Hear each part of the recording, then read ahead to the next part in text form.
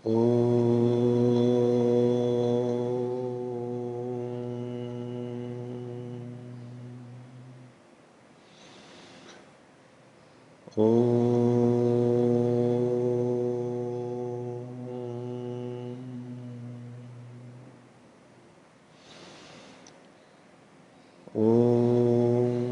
सहनावतु सहनौ भुनक्तु सह वीर्यं करवावहै तेजस्विनावधीतमस्तु मा विद्विषावहै। ओम शांति शांति शांति।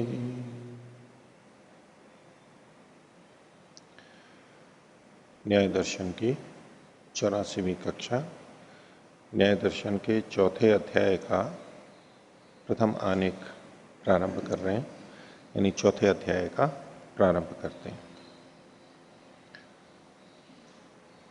उद्देश्य, लक्षण और परीक्षा, ये शास्त्र का क्रम है और इसमें परीक्षा करते हुए बुद्धि, मन, इनकी परीक्षा पीछे कर ली गई। तो क्रम प्राप्त जो है उसको यहां कहते हैं। तो भाष्यकार कह रहे हैं मनसो अनंतरा प्रवृत्ति ही परीक्षितव्या, अल्प विराम। मन के बाद में अप्रवृत्ति परीक्षा के योग्य है, उसकी परीक्षा की जानी चाहिए। प्रवृत्ति की, मन, बुद्धि, प्रवृत्ति, उस विषय में कह रहे हैं कि तत्र खलु यावत धर्माधर्माश्रय शरीरादि, बोले जितने जैसे धर्म और अधर्म के आश्रय शरीरादि परीक्षितम, शरीर आदि की परीक्षा की गई थी। पहले शरीर की परीक्षा की जा चुकी है। तो शरीर को क्या कहा था? इन सब का आश्रय कहा था। धर्म अधर्म का आश्रय शरीर को कहा था। उसकी जो परीक्षा की गई थी, बोले सर्वासा प्रवृत्ति है परीक्षा इत्याह, वो सारी की सारी परीक्षा प्रवृत्ति की भी परीक्षा है। प्रवृत्ति की परीक्षा का मतलब प्रवृत्ति होती है या नहीं होती है, कैसी होती है प्रवृत्ति। हर व्यक्ति की अलग अलग होती है, सबकी एक ही होती है। तो चूंकि वहां पर हमने आत्मा की सिद्धि की, शरीर की, मन की और इनके धर्म अधर्म और प्रतिसंधान की बात हुई, इन सब के आधार पर प्रवृत्ति की भी परीक्षा हो ही चुकी है। तो शरीर, इंद्रिय, मन, इनमें जो आरंभ होता है उसको प्रवृत्ति कहते हैं। वाग बुद्धि शरीर आरंभ, उन सब कर्मों की, कर्म की भी चर्चा आ गई, धर्म अधर्म की चर्चा आ गई। कर्म से, क्रिया से हमारा धर्माधर्म बनता है, संस्कार बनते हैं, उससे फिर फल होते हैं। ये सारी चीजें बहुत आ चुकी हैं, इसलिए इनकी परीक्षा जो पीछे की गई उसी से प्रवृत्ति की भी परीक्षा हो गई। इसलिए पहला सूत्र कहना है प्रवृत्ति यथोक्ता। तो प्रवृत्ति क्या है? प्रवृत्ति जैसी पहले कही गई बस वैसी ही है। भाष्यकार ने तो इस ढंग से कहा है कि जैसे शरीर आदि धर्माधर्म की परीक्षा की गई उससे प्रवृत्ति की भी परीक्षा हो गई। लेकिन अगर सूत्र को केवल वैसे देखें, प्रवृत्ति यथोक्ता, प्रवृत्ति जैसी पहले कही गई थी बस वैसी ही, उसमें अब और कुछ परीक्षा करने की विशेष आवश्यकता है नहीं। कुछ है तो चर्चा कर लेते हैं। तो प्रवृत्ति वाग बुद्धि शरीर आरंभ, ये जो सारा पीछे किया तो, और कहा तथा परीक्षित आई थी, उसकी परीक्षा भी कर ली गई है। लक्षण जो कहा गया था वही है, नहीं तो कुछ और कह देते प्रवृत्ति मतलब केवल क्रिया। लेकिन उन्होंने पहले ही कह दिया कि वाग बुद्धि और शरीर का आरंभ है, और वाणी बुद्धि और शरीर में आरंभ होता है, क्रिया होती है, कर्म किए जाते हैं। कैसे किए जाते हैं? ज्ञान, इच्छा, द्वेष, प्रयत्न, इन सब को लेकर के पीछे बातें हो चुकी हैं। लेकिन इसलिए यहां पर अब कुछ और कहने की बात नहीं है। आगे तो प्रवृत्ति अनंतरास्तर ही दोषा परीक्षंताम इत्यथा आह। तो और प्रवृत्ति के बाद में फिर दोषों की परीक्षा होनी चाहिए। तो उस विषय में कहते हैं, तो दूसरा सूत्र का तथा दोषा, दोष भी वैसे ही है। कैसे हैं? जैसे प्रवृत्ति यथोक्ता, जैसे दोषा यथोक्ता, जैसे पहले कह दिए गए थे, प्रवर्तना लक्षणा दोषा पहले कह दिया गया, और उसकी जो परीक्षा की गई वो भी जैसे पहले औरों की परीक्षा की गई, दोषों की परीक्षा भी हो गई उसी से। दोष का मतलब क्या? राग द्वेष और मोह, पीछे जैसा बताया था उन्होंने। दुख जन्म प्रवृत्ति दोष मिथ्या जाना नाम, ऐसे जो उसमें क्रमशः बाद बाद वाले के उत्तरोत्तर पाए, तदनंतरा पायात अपवर्ग इत्यादि, और वो जो सारी चर्चा हुई और बाद में भी जो हो गई, तो बोले वो कह दिया गया, उसकी भी परीक्षा हो गई, अब कुछ विशेष कहने की बात नहीं है। तो तथा दोषाः, उसके लिए भाष्यकार ने कहा परीक्षिताय थी, दोषों की भी परीक्षा कर ली गई। लेकिन फिर भी कुछ चर्चा तो आगे चला रहे हैं, कुछ शंका पूर्व पक्षी रखेगा, उसके अनुसार चर्चा चला रहे हैं। भाष्यकार आगे कहते हैं बुद्धि समानाश्रयत्वात् आत्मगुणाः। कौन? दोषा। दोष जो हैं वो आत्मा के गुण हैं। किस तरह से? बुद्धि समानाश्रयत्वात्, बुद्धि के समान आश्रय वाले। बुद्धि का आश्रय आत्मा, बुद्धि का मतलब है ज्ञान, ज्ञान का आश्रय आत्मा। पीछे यही सिद्ध किया इन्होंने, ज्ञान कहाँ रहता है? बुद्धि यानी ज्ञान, उसका आश्रय आत्मा में है। तो बोले ये जो दोष हैं राग द्वेष और मोह, ये भी बुद्धि के समान आश्रय वाले हैं। बुद्धि का आश्रय जो है, ज्ञान का आश्रय जो है आत्मा, वही आश्रय इनका भी है, समान आश्रय वाले हैं ये। बुद्धि समानाश्रयत्वात्, क्योंकि जहां ज्ञान रहता है वहीं राग द्वेष और मोह भी रहेंगे, इसलिए ये राग द्वेष और मोह यानी दोष, ये आत्मा के गुण हैं। अब इसमें क्या समझ में आया, क्यों समान आश्रय वाले कहते हैं? कि जहां ज्ञान रहेगा वहीं राग द्वेष और मोह भी रहेंगे, दोष। अब इसको, इस वाक्य को थोड़ा अलग तरीके से देखना। ज्ञान मतलब बोध, और ज्ञान का मतलब सम्यक ज्ञान ऐसा ही लेकर के नहीं चलना है। अगर ये लेंगे तो गलत अर्थ चला जाएगा। अच्छा, जहाँ ज्ञान होते हैं वहाँ राग द्वेष मोह होते हैं। हमने तो अब तक यही सुना था कि जहाँ ज्ञान हो जाता है वहाँ राग द्वेष मोह नहीं होते हैं। तो जहाँ ज्ञान है वहाँ राग द्वेष मोह कैसे रह सकते हैं? यूं करके यहाँ पर उसको खंडन करे तो ये अलग अभिप्राय चला जाएगा। ज्ञान का मतलब है कोई भी बोध, क्योंकि हमें जब राग होता है तो राग कैसे होगा? कुछ न कुछ सुखानुशयी राग है, सुख का हमने अनुभव किया। सुख का अनुभव कैसे हुआ? इंद्रियार्थ सन्निकर्ष हुआ किसी न किसी तरह, मन से हमने किया। तो वहां ज्ञान के, सूचना के आधार पर ही हमें सुख या दुख हुए, और सुख दुख, सुख के होने पर ही राग हुआ और दुख के होने पर ही द्वेष हुआ। तो इसलिए जब भी हम कुछ जानते हैं तभी राग और द्वेष की स्थिति बनेगी, क्योंकि जैसा जाना उसके अनुसार फिर सुख और दुख भी जुड़ता है और उसके अनुसार राग और द्वेष बनेंगे। अगर कुछ जाना ही नहीं है तो फिर हमारे को क्या होगा? उसके बारे में कुछ जाना ही नहीं है तो इच्छा और द्वेष, प्रीति अप्रीति ही नहीं होंगे। कुछ सुख दुख की कोई अनुभूति ही नहीं है, पता ही नहीं है, ना सुना है। बिना ज्ञान के राग और द्वेष नहीं हो सकते। हमें जिस व्यक्ति के बारे में कुछ पता ही नहीं है, नाम भी नहीं पता है, ना उसके गुण पता है, ना द्वेष पता है, पता ही नहीं है बस कोई व्यक्ति, उसके बारे में आप कुछ द्वेष या राग की कल्पना कर सकते हैं? कुछ नहीं, वस्तु ही नहीं है, अधिकरण ही नहीं है, तो उसको लेकर के होने वाले राग और द्वेष हो कैसे सकते? नहीं हो सकते। और किसी व्यक्ति के बारे में, वस्तु के बारे में सामान्य रूप से पता है कि हाँ कोई है। अब जैसे हमें पता है कि भाई अफ्रीका में या कहीं और ऑस्ट्रेलिया में लोग रहते हैं, स्त्री पुरुष रहते हैं, बहुत सारे रहते हैं। अब इतने मात्र से हमारे मन में उनके प्रति कोई राग और द्वेष नहीं पैदा होगा। उनके बारे में कुछ और जानकारी मिलेगी, हम अपने हिसाब से देख सकते हैं। हम देखेंगे भाई भारत के समर्थक हैं, वो देश हैं, देश के रहने वाले भारत के समर्थक हैं, भारत के विरोधी हैं, उसके अनुसार अब हमारे राग और द्वेष हो सकते हैं। तो वो भी सूचना पे आधारित हुए, ज्ञान के ऊपर, बुद्धि के ऊपर आधारित हुए। हम उसको किस तरह से लेते हैं ये एक अलग बात है, लेकिन जब भी राग और द्वेष होगा तो हमारे को जानकारी होगी तभी होगा। जिनको पता ही नहीं है उनको कैसे उस बारे में कुछ भी कैसे हो सकता है? तो इसलिए जहां ज्ञान यानी बुद्धि होती है, बुद्धि का आश्रय जहां आत्मा में, बुद्धि के होने पर ही ये राग और द्वेष होंगे, एक बात।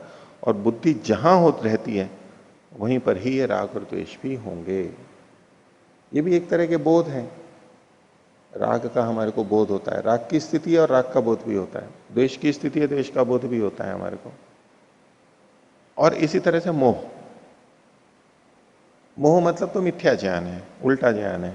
लेकिन विपरीत ज्ञान है वो भी एक तरह का ज्ञान है। या मोह का मतलब एक तो होता है ज्ञान का न होना, कुछ पता ही नहीं है, अज्ञान। अज्ञान का मतलब कुछ पता ही नहीं है, अच्छा बुरा। और एक है अज्ञान का मतलब मिथ्या ज्ञान, विपरीत ज्ञान। ये विपरीत ज्ञान की मुख्यता यहां पर है। अज्ञान को भी हम ले सकते हैं, पर जैसे किसी वस्तु का ज्ञान आत्मा के आश्रय से है, आत्मा में रहता है, तो जब हम यूं कहेंगे कि इसका ज्ञान नहीं है, वो जो ज्ञान का न होना है वो कहां पर रहेगा, कहां कहा जाएगा? वो भी आत्मा में ही कहा जाएगा, क्योंकि वहीं ज्ञान रहता है। हम कहें कि वहां ज्ञान नहीं है, अभावात्मक भी लेंगे तो भी उस अभाव का आश्रय कहां माना जाएगा? आत्मा ही माना जाएगा। तो बुद्धि समानाश्रयत्वात्, बुद्धि समानाश्रयत्वात् आत्मगुणाः प्रवृत्ति हेतुत्वात् पुनर्भव प्रतिसंधान सामर्थ्याच्च संसार हेतवः। ये जो दोष हैं ये संसार के हेतु हैं। संसार मतलब संसरण, ये चलता रहता है, यानी जन्म मरण। हमारी दृष्टि से देखेंगे जन्म मरण, और बाकी इसके लिए जो जो आवश्यक ये सारे पेड़ पौधे, नदी नाले, तालाब, ये सब भी उसके साथ साथ जुड़ जाएंगे, संसार कहलाते हैं। लेकिन हमारी दृष्टि से हमारा संसरण यानी जन्म मरण, हमारे लिए ये शरीर का बनना।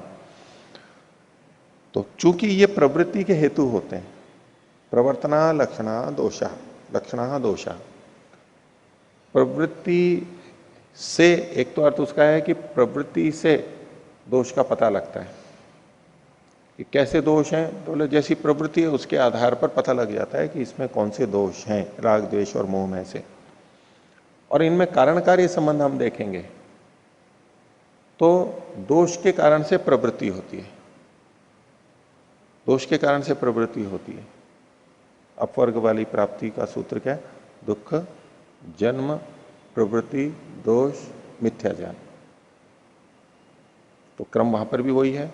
दुख का कारण प्रवृत्ति, दुख का कारण जन्म, जन्म का कारण प्रवृत्ति और प्रवृत्ति का कारण दोष। तो प्रवृत्ति और दोष में अगर देखा जाए तो दोष प्रवृत्ति का कारण है, दोष प्रवृत्ति का कारण है। इसलिए इन्होंने कहा प्रवृत्ति हेतुत्वात्, प्रवृत्ति का हेतु होने से। और पुनर्भव प्रतिसंधान सामर्थ्याच्च, पुनर्भव फिर से जन्म होना, पुनर्भव फिर से जन्म होने के प्रतिसंधान, प्रतिसंधान यानी उसके संपादन की सामर्थ्य होने से। पुनर्जन्म की सामर्थ्य किसमें? दोषों में। यद्यपि हमारा जन्म हमारे कर्मों के अनुसार होता है, यानी शरीर आदि जो मिले हैं, परिवार मिले हैं, वो हमारे कर्मों के अनुसार होता है। उस दृष्टि से हम कहते हैं कि कर्म के अनुसार जन्म होते हैं, लेकिन इनमें भी दोष जो हैं ये पुनर्भव के प्रतिसंधान की सामर्थ्य वाले होते हैं, इनके कारण से होता है। यानी तात्पर्य वो उसी तरह का, पीछे भी थोड़ी चर्चा आई कि कर्म यदि बचे हुए हैं लेकिन दोष नहीं रहे तो पुनर्भव की सामर्थ्य ही नहीं है कर्मों में। कर्म कब जन्म देंगे, पुनर्भव कब कराएंगे? जब दोष होंगे, अविद्या होगी, राग द्वेष मोह होंगे, वितराग जन्म अदर्शनाथ इत्यादि। इन सबसे इसी तरह के हमें संकेत मिलते हैं कि दोष हैं तो कर्मानुसार फिर शरीर आदि मिलते हैं। तो शरीर आदि कर्मानुसार हैं, ये अपनी जगह बिल्कुल ठीक है, लेकिन फिर भी कर्म शरीर आदि को दें उसके लिए दोषों का होना आवश्यक है। इस संसरण क्रम में, इस संसरण क्रम में ये होना आवश्यक है। तो ये क्या है? पुनर्भव प्रतिसंधान की सामर्थ्य होने से। एक तो ये प्रवृत्ति के हेतु हैं और पुनर्भव के संधान, पुनर्भव प्रतिसंधान की सामर्थ्य वाले हैं, इसलिए ये संसार के हेतु हैं। अब इसमें देखिए दो बातें कही हैं इन्होंने। दोष संसार के हेतु हैं, दोष संसार के संसरण के हेतु हैं। क्यों? एक तो प्रवृत्ति के हेतु हैं और एक पुनर्भव के भी ये हेतु हैं। पुनर्भव की सामर्थ्य है इनमें। तो प्रवृत्ति के हेतु हैं, इससे तो कर्माशय बनता है। प्रवृत्ति के ये हेतु हैं, यानी जब ये होते हैं तभी जो कर्म किए जाते हैं तो कर्माशय बनता है, इसलिए प्रवृत्ति के हेतु हैं कर्माशय वाले प्रवृत्ति के। और कर्माशय बन गया है उसके बाद भी ये पुनर्जन्म के पुनर्भव के हेतु बनते हैं। इन्हीं में सामर्थ्य है कि वो पुनर्भव करा सके। दो दृष्टियों से ये महत्वपूर्ण होते हैं। इसके लिए योग दर्शन वाली बात भी हम यहां पर यूं क्यों लगा सकते हैं, क्लेश मूलः कर्माशय। कर्माशय क्लेश मूलक होता है। और क्लेश क्या है? 5 क्लेश हैं, अविद्या, अस्मिता, राग, द्वेष और अभिनिवेश। और इसमें से भी ये 3 मुख्य आ गए, राग, द्वेष और मोह। तो क्लेश मूलः कर्माशय, कर्माशय क्लेश मूलक होता है। यानी क्लेश अगर नहीं है तो कर्माशय हमारा कर्म का नहीं बनेगा। जो कि बंधन का कारण बनता है वो कर्माशय ही नहीं बनेगा। यानी कर्माशय कर्म, धर्माधर्म जो कि शरीर के बनाने में कारण बन रहे हैं, वो भी तब बनते हैं जब क्लेश होता है। तो क्लेश मूलः कर्माशय एक बात। और अगले सूत्र में वहां कहा था सती मूले तद विपाका। मूल के होने पर, यानी क्लेश के होने पर, क्लेश को मूल कहा पिछले सूत्र में, क्लेश मूलः कर्माशय। तो सती मूले, मूल के होने पर, तद विपाक, तत् मतलब उस कर्माशय का विपाक होता है। तो यदि क्लेश नहीं है तो कर्माशय नहीं बनेगा। क्लेश के होते हुए कर्माशय बन भी गया है, क्लेश के होते हुए कर्माशय बन भी गया है, तो भी अब जब कर्माशय फल देगा तब भी क्लेश होना चाहिए, तब कर्माशय फल देगा, नहीं तो वो भी नहीं देगा। दोनों जगह से हम कहीं भी रोक सकते हैं। या तो क्लेशों को हटा दिया है तो अब हमारे कर्म निष्काम कर्म बनेंगे, इसलिए कर्माशय में नहीं जाएंगे। और जो कर्माशय बना हुआ भी है, यदि हम अब अपने क्लेश को हटा देते हैं तो कर्माशय हमारे को पुनर्जन्म का हेतु नहीं बनेगा, क्योंकि क्लेश ही हटा दिए। सती मूले तद्विपाको जात्यायुर्भोगा। उसके लिए उन्होंने यही कहा, उदाहरण जो दिया कि जैसे बिना छिलके वाला धान, चावल उगता नहीं है, अंकुरित नहीं होता है। तो बीज जो है अंदर का वो तो कर्माशय की तरह से, और जो क्लेश है वो उसके छिलके की तरह से। तो अगर छिलका हटा दिया तो चावल अंकुरित नहीं होगा। इसी तरह से क्लेश अगर हटा दिए तो कर्माशय विपाकारंभी नहीं होगा। कर्माशय का उगना मतलब है विपाकारंभी होना, फल देने के लिए उन्मुख होना, वो नहीं हो पाएगा। और दूसरा उन्होंने कहा कि दग्ध बीज भाव को प्राप्त हो जाता, जैसे कि भून दिया जाए, बिना छिलके वाले दूसरे गेहूं आदि जो आदि हैं उनको अगर भून दिया जाए तो अब वो उगते नहीं है। तो जिनके दग्ध क्लेश दग्ध बीज हो जाते हैं, दग्ध के समान हो जाते हैं, वो अंकुरित नहीं हो पाते, तो कर्माशय भी नहीं हो पाएगा। ये दोनों तरह से देखा जा सकता है। तो प्रवृत्ति हेतुत्वात् पुनर्भव प्रतिसंधान सामर्थ्याच संसार हेतवः, दोषों के बारे में बता रहे हैं। दोष ऐसे होते हैं आगे, संसारस्य अनादित्वात्, ये संसार चूंकि अनादि है, संसरण अनादि है, चलता आ रहा है, चलता आ रहा है प्रवाह से। अनादिना प्रबंधे न प्रवर्तनते, अनादि प्रबंध से, प्रवाह से ये उत्पन्न होते हैं, प्रवृत्त होते रहते हैं। अनादि प्रवाह से उत्पन्न होते रहते हैं। उत्पन्न और नष्ट तो होते हैं ये दोष, उत्पन्न भी होते हैं और नष्ट भी होते हैं, लेकिन इनका प्रवाह अनादिकाल से चला है।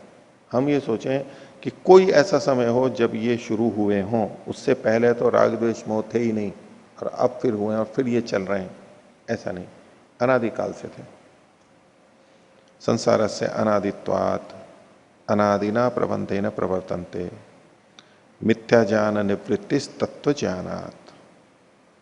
और मिथ्या ज्ञान की निवृत्ति कैसे होती है? तो तत्व ज्ञान से होती है, शुद्ध ज्ञान से होती है। अल्प विराम तन्निवृत्तौ, और उसके निवृत्त हो जाने पर, किसके? मिथ्या ज्ञान के निवृत्त हो जाने पर राग द्वेष प्रबंधोच्छेदे, राग द्वेष का जो क्रम चल रहा था वो उच्छिन्न हो जाएगा, कट जाएगा। उसके हो जाने पर अपवर्गयति, अपवर्ग हो जाता है। तो जो पहले कहा था दुख जन्म प्रवृत्ति दोष मिथ्या ज्ञाना नाम, तो मिथ्या ज्ञान की निवृत्ति, मिथ्या ज्ञान दोष और प्रवृत्ति, तो तत्व ज्ञान से मिथ्या ज्ञान हटा और मिथ्या ज्ञान के हटने से दोष हट गए, और दोष हट गए तो फर्क हो जाता है। उसका कारण ये प्रकृति प्रवृत्ति वैसे ही है। तो बाकी तो वो ही है, दुख जन्म प्रवृत्ति दोष। तो दोष हट गया तो प्रवृत्ति हटेगी, प्रवृत्ति हटी तो जन्म नहीं होगा, जन्म नहीं होगा तो दुख नहीं होगा। आगे प्रादुर्भाव तिरोधान धर्म का इत्येवम आदि उक्तम दोषणामिति। तो ये प्रादुर्भाव और तिरोभाव धर्म वाले हैं, उत्पन्न होते हैं और नष्ट होते हैं, इस धर्म वाले हैं, इस प्रकार का हम पहले कह चुके हैं। दोष उत्पन्न भी होते हैं, यानी मिथ्या ज्ञान से उत्पन्न भी होते हैं, और मिथ्या ज्ञान के हटने पर नष्ट भी होते हैं। अब इससे क्या आया कि ये जो राग द्वेष और मोह है, मोह भी ले लीजिए, राग द्वेष भी ले लीजिए, यद्यपि ये आत्मा के धर्म हैं, आत्मा के स्वीकार किए हैं, लेकिन आत्मा में ये उत्पन्न भी होते हैं और नष्ट भी होते हैं। ये भी साथ में कह दिया, उत्पन्न भी होते हैं नष्ट भी होते हैं। तो ये ना समझ ले कि ये आत्मा के गुण हैं, सुख दुख इच्छा द्वेष प्रयत्न और ज्ञान। ज्ञान के अंदर भी ज्ञान और अज्ञान दोनों, मोह को भी मिथ्या ज्ञान, विपरीत ज्ञान को भी उसी में ले लेंगे, और अज्ञान है उसका भी आश्रय एक तरह से आत्मा ही है। ज्ञान ना होना ही अज्ञान कहलाए जिस समय, वो भी आत्मा ही आश्रय से है। तो ये जो गुण हैं ये आत्मा के हैं, और आत्मा चूंकि नित्य है इसलिए ये गुण भी नित्य होने चाहिए, ऐसा मान करके फिर साथ में आएगा कि यदि ये गुण नित्य हैं तो ये आत्मा के साथ सदा से रहेंगे, और सदा से रहेंगे इसका मतलब है इनको हटाया नहीं जा सकता है। हटाया नहीं जा सकता है तो फिर मुक्ति प्राप्ति और अपर प्राप्ति के लिए जितने भी साधन, योग साधना, तपस्या कही गई है, वो तो फिर व्यर्थ ही हैं, जो हट ही नहीं सकते। लेकिन उसका उपदेश भी किया गया है। उपदेश संभव का ही होता है, जब उपदेश किया है तो इनका हटना भी संभव है। तो ऐसे में ये प्रश्न खड़ा होता है कि ये जो गुण हैं ये आत्मा के स्वाभाविक हैं या नैमित्तिक हैं।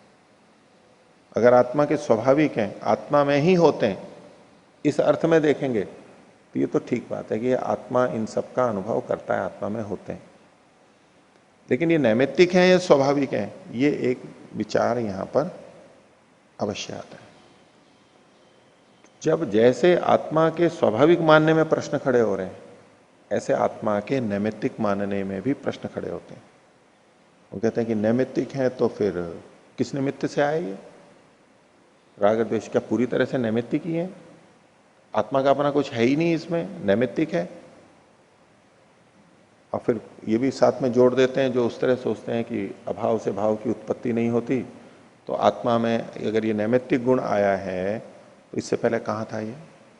स्वाभाविक किसका है ये? फिर अगर ये गुण आत्मा के नैमित्तिक हैं, राग द्वेष सुख दुख, अगर ये नैमित्तिक हैं तो फिर स्वाभाविक किसके हैं? ये प्रश्न खड़ा हो जाता है।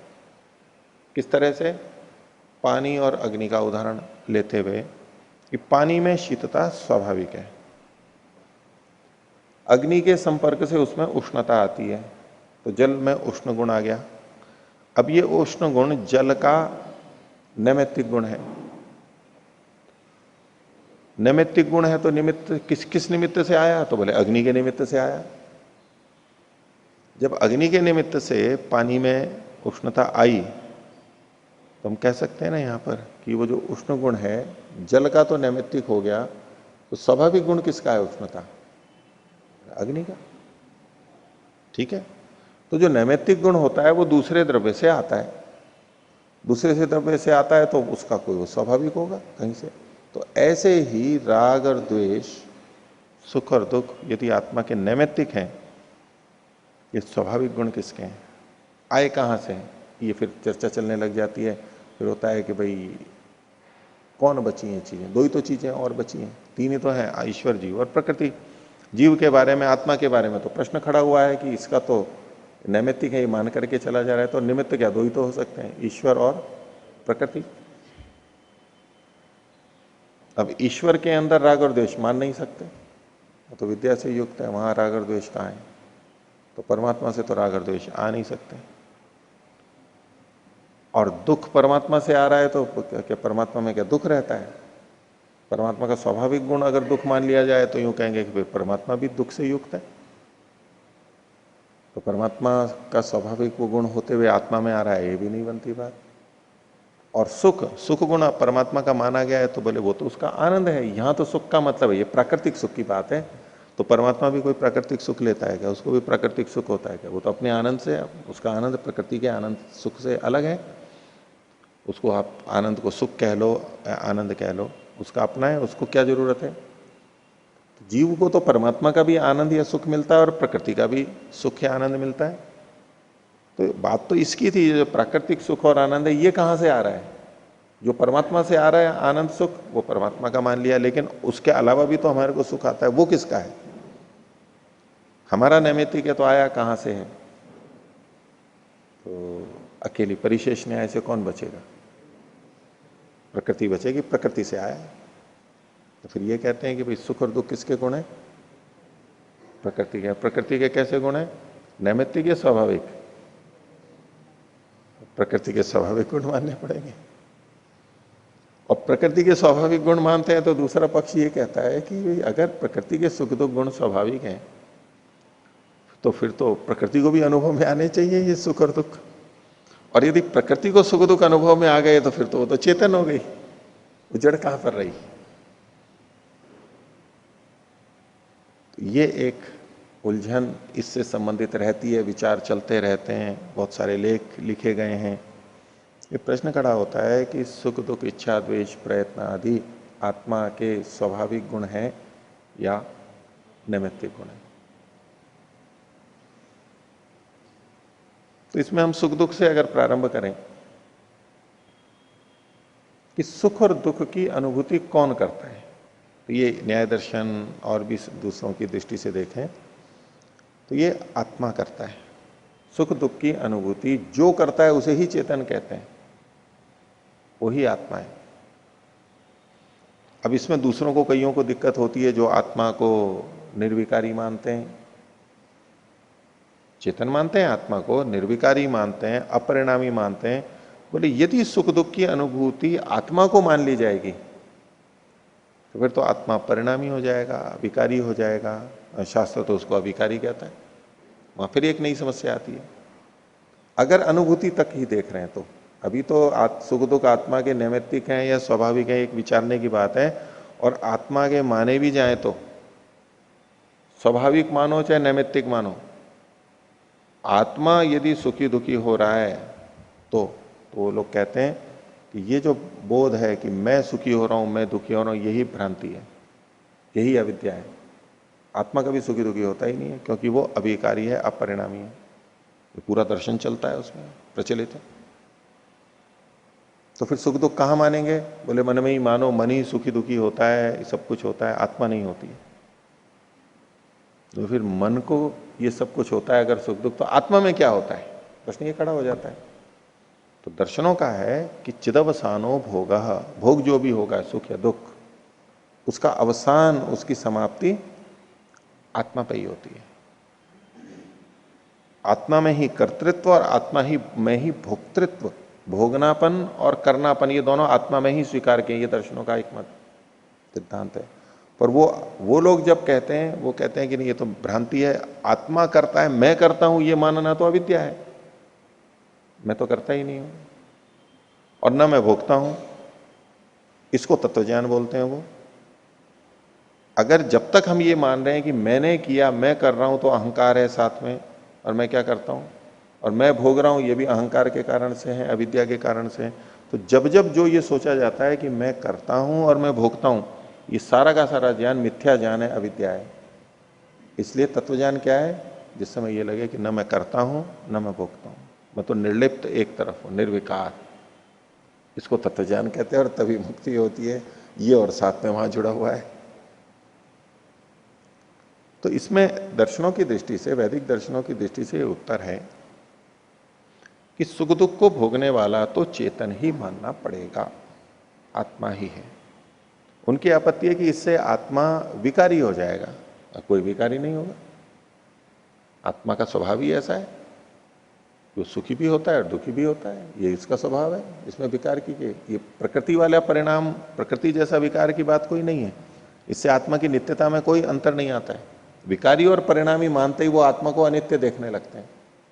तो जो जो विकारी और परिणामी होता है वो अनित्य होता है, ये सिद्धांत मान करके चलते हैं।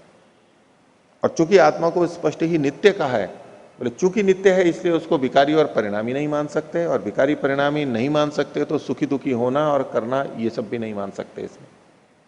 तो फिर ये सारा तंत्र और ये खेल चल क्यों रहा है? तो दो प्रकार की नित्यता होती है, परिणामी नित्यता और कूटस्थ नित्यता।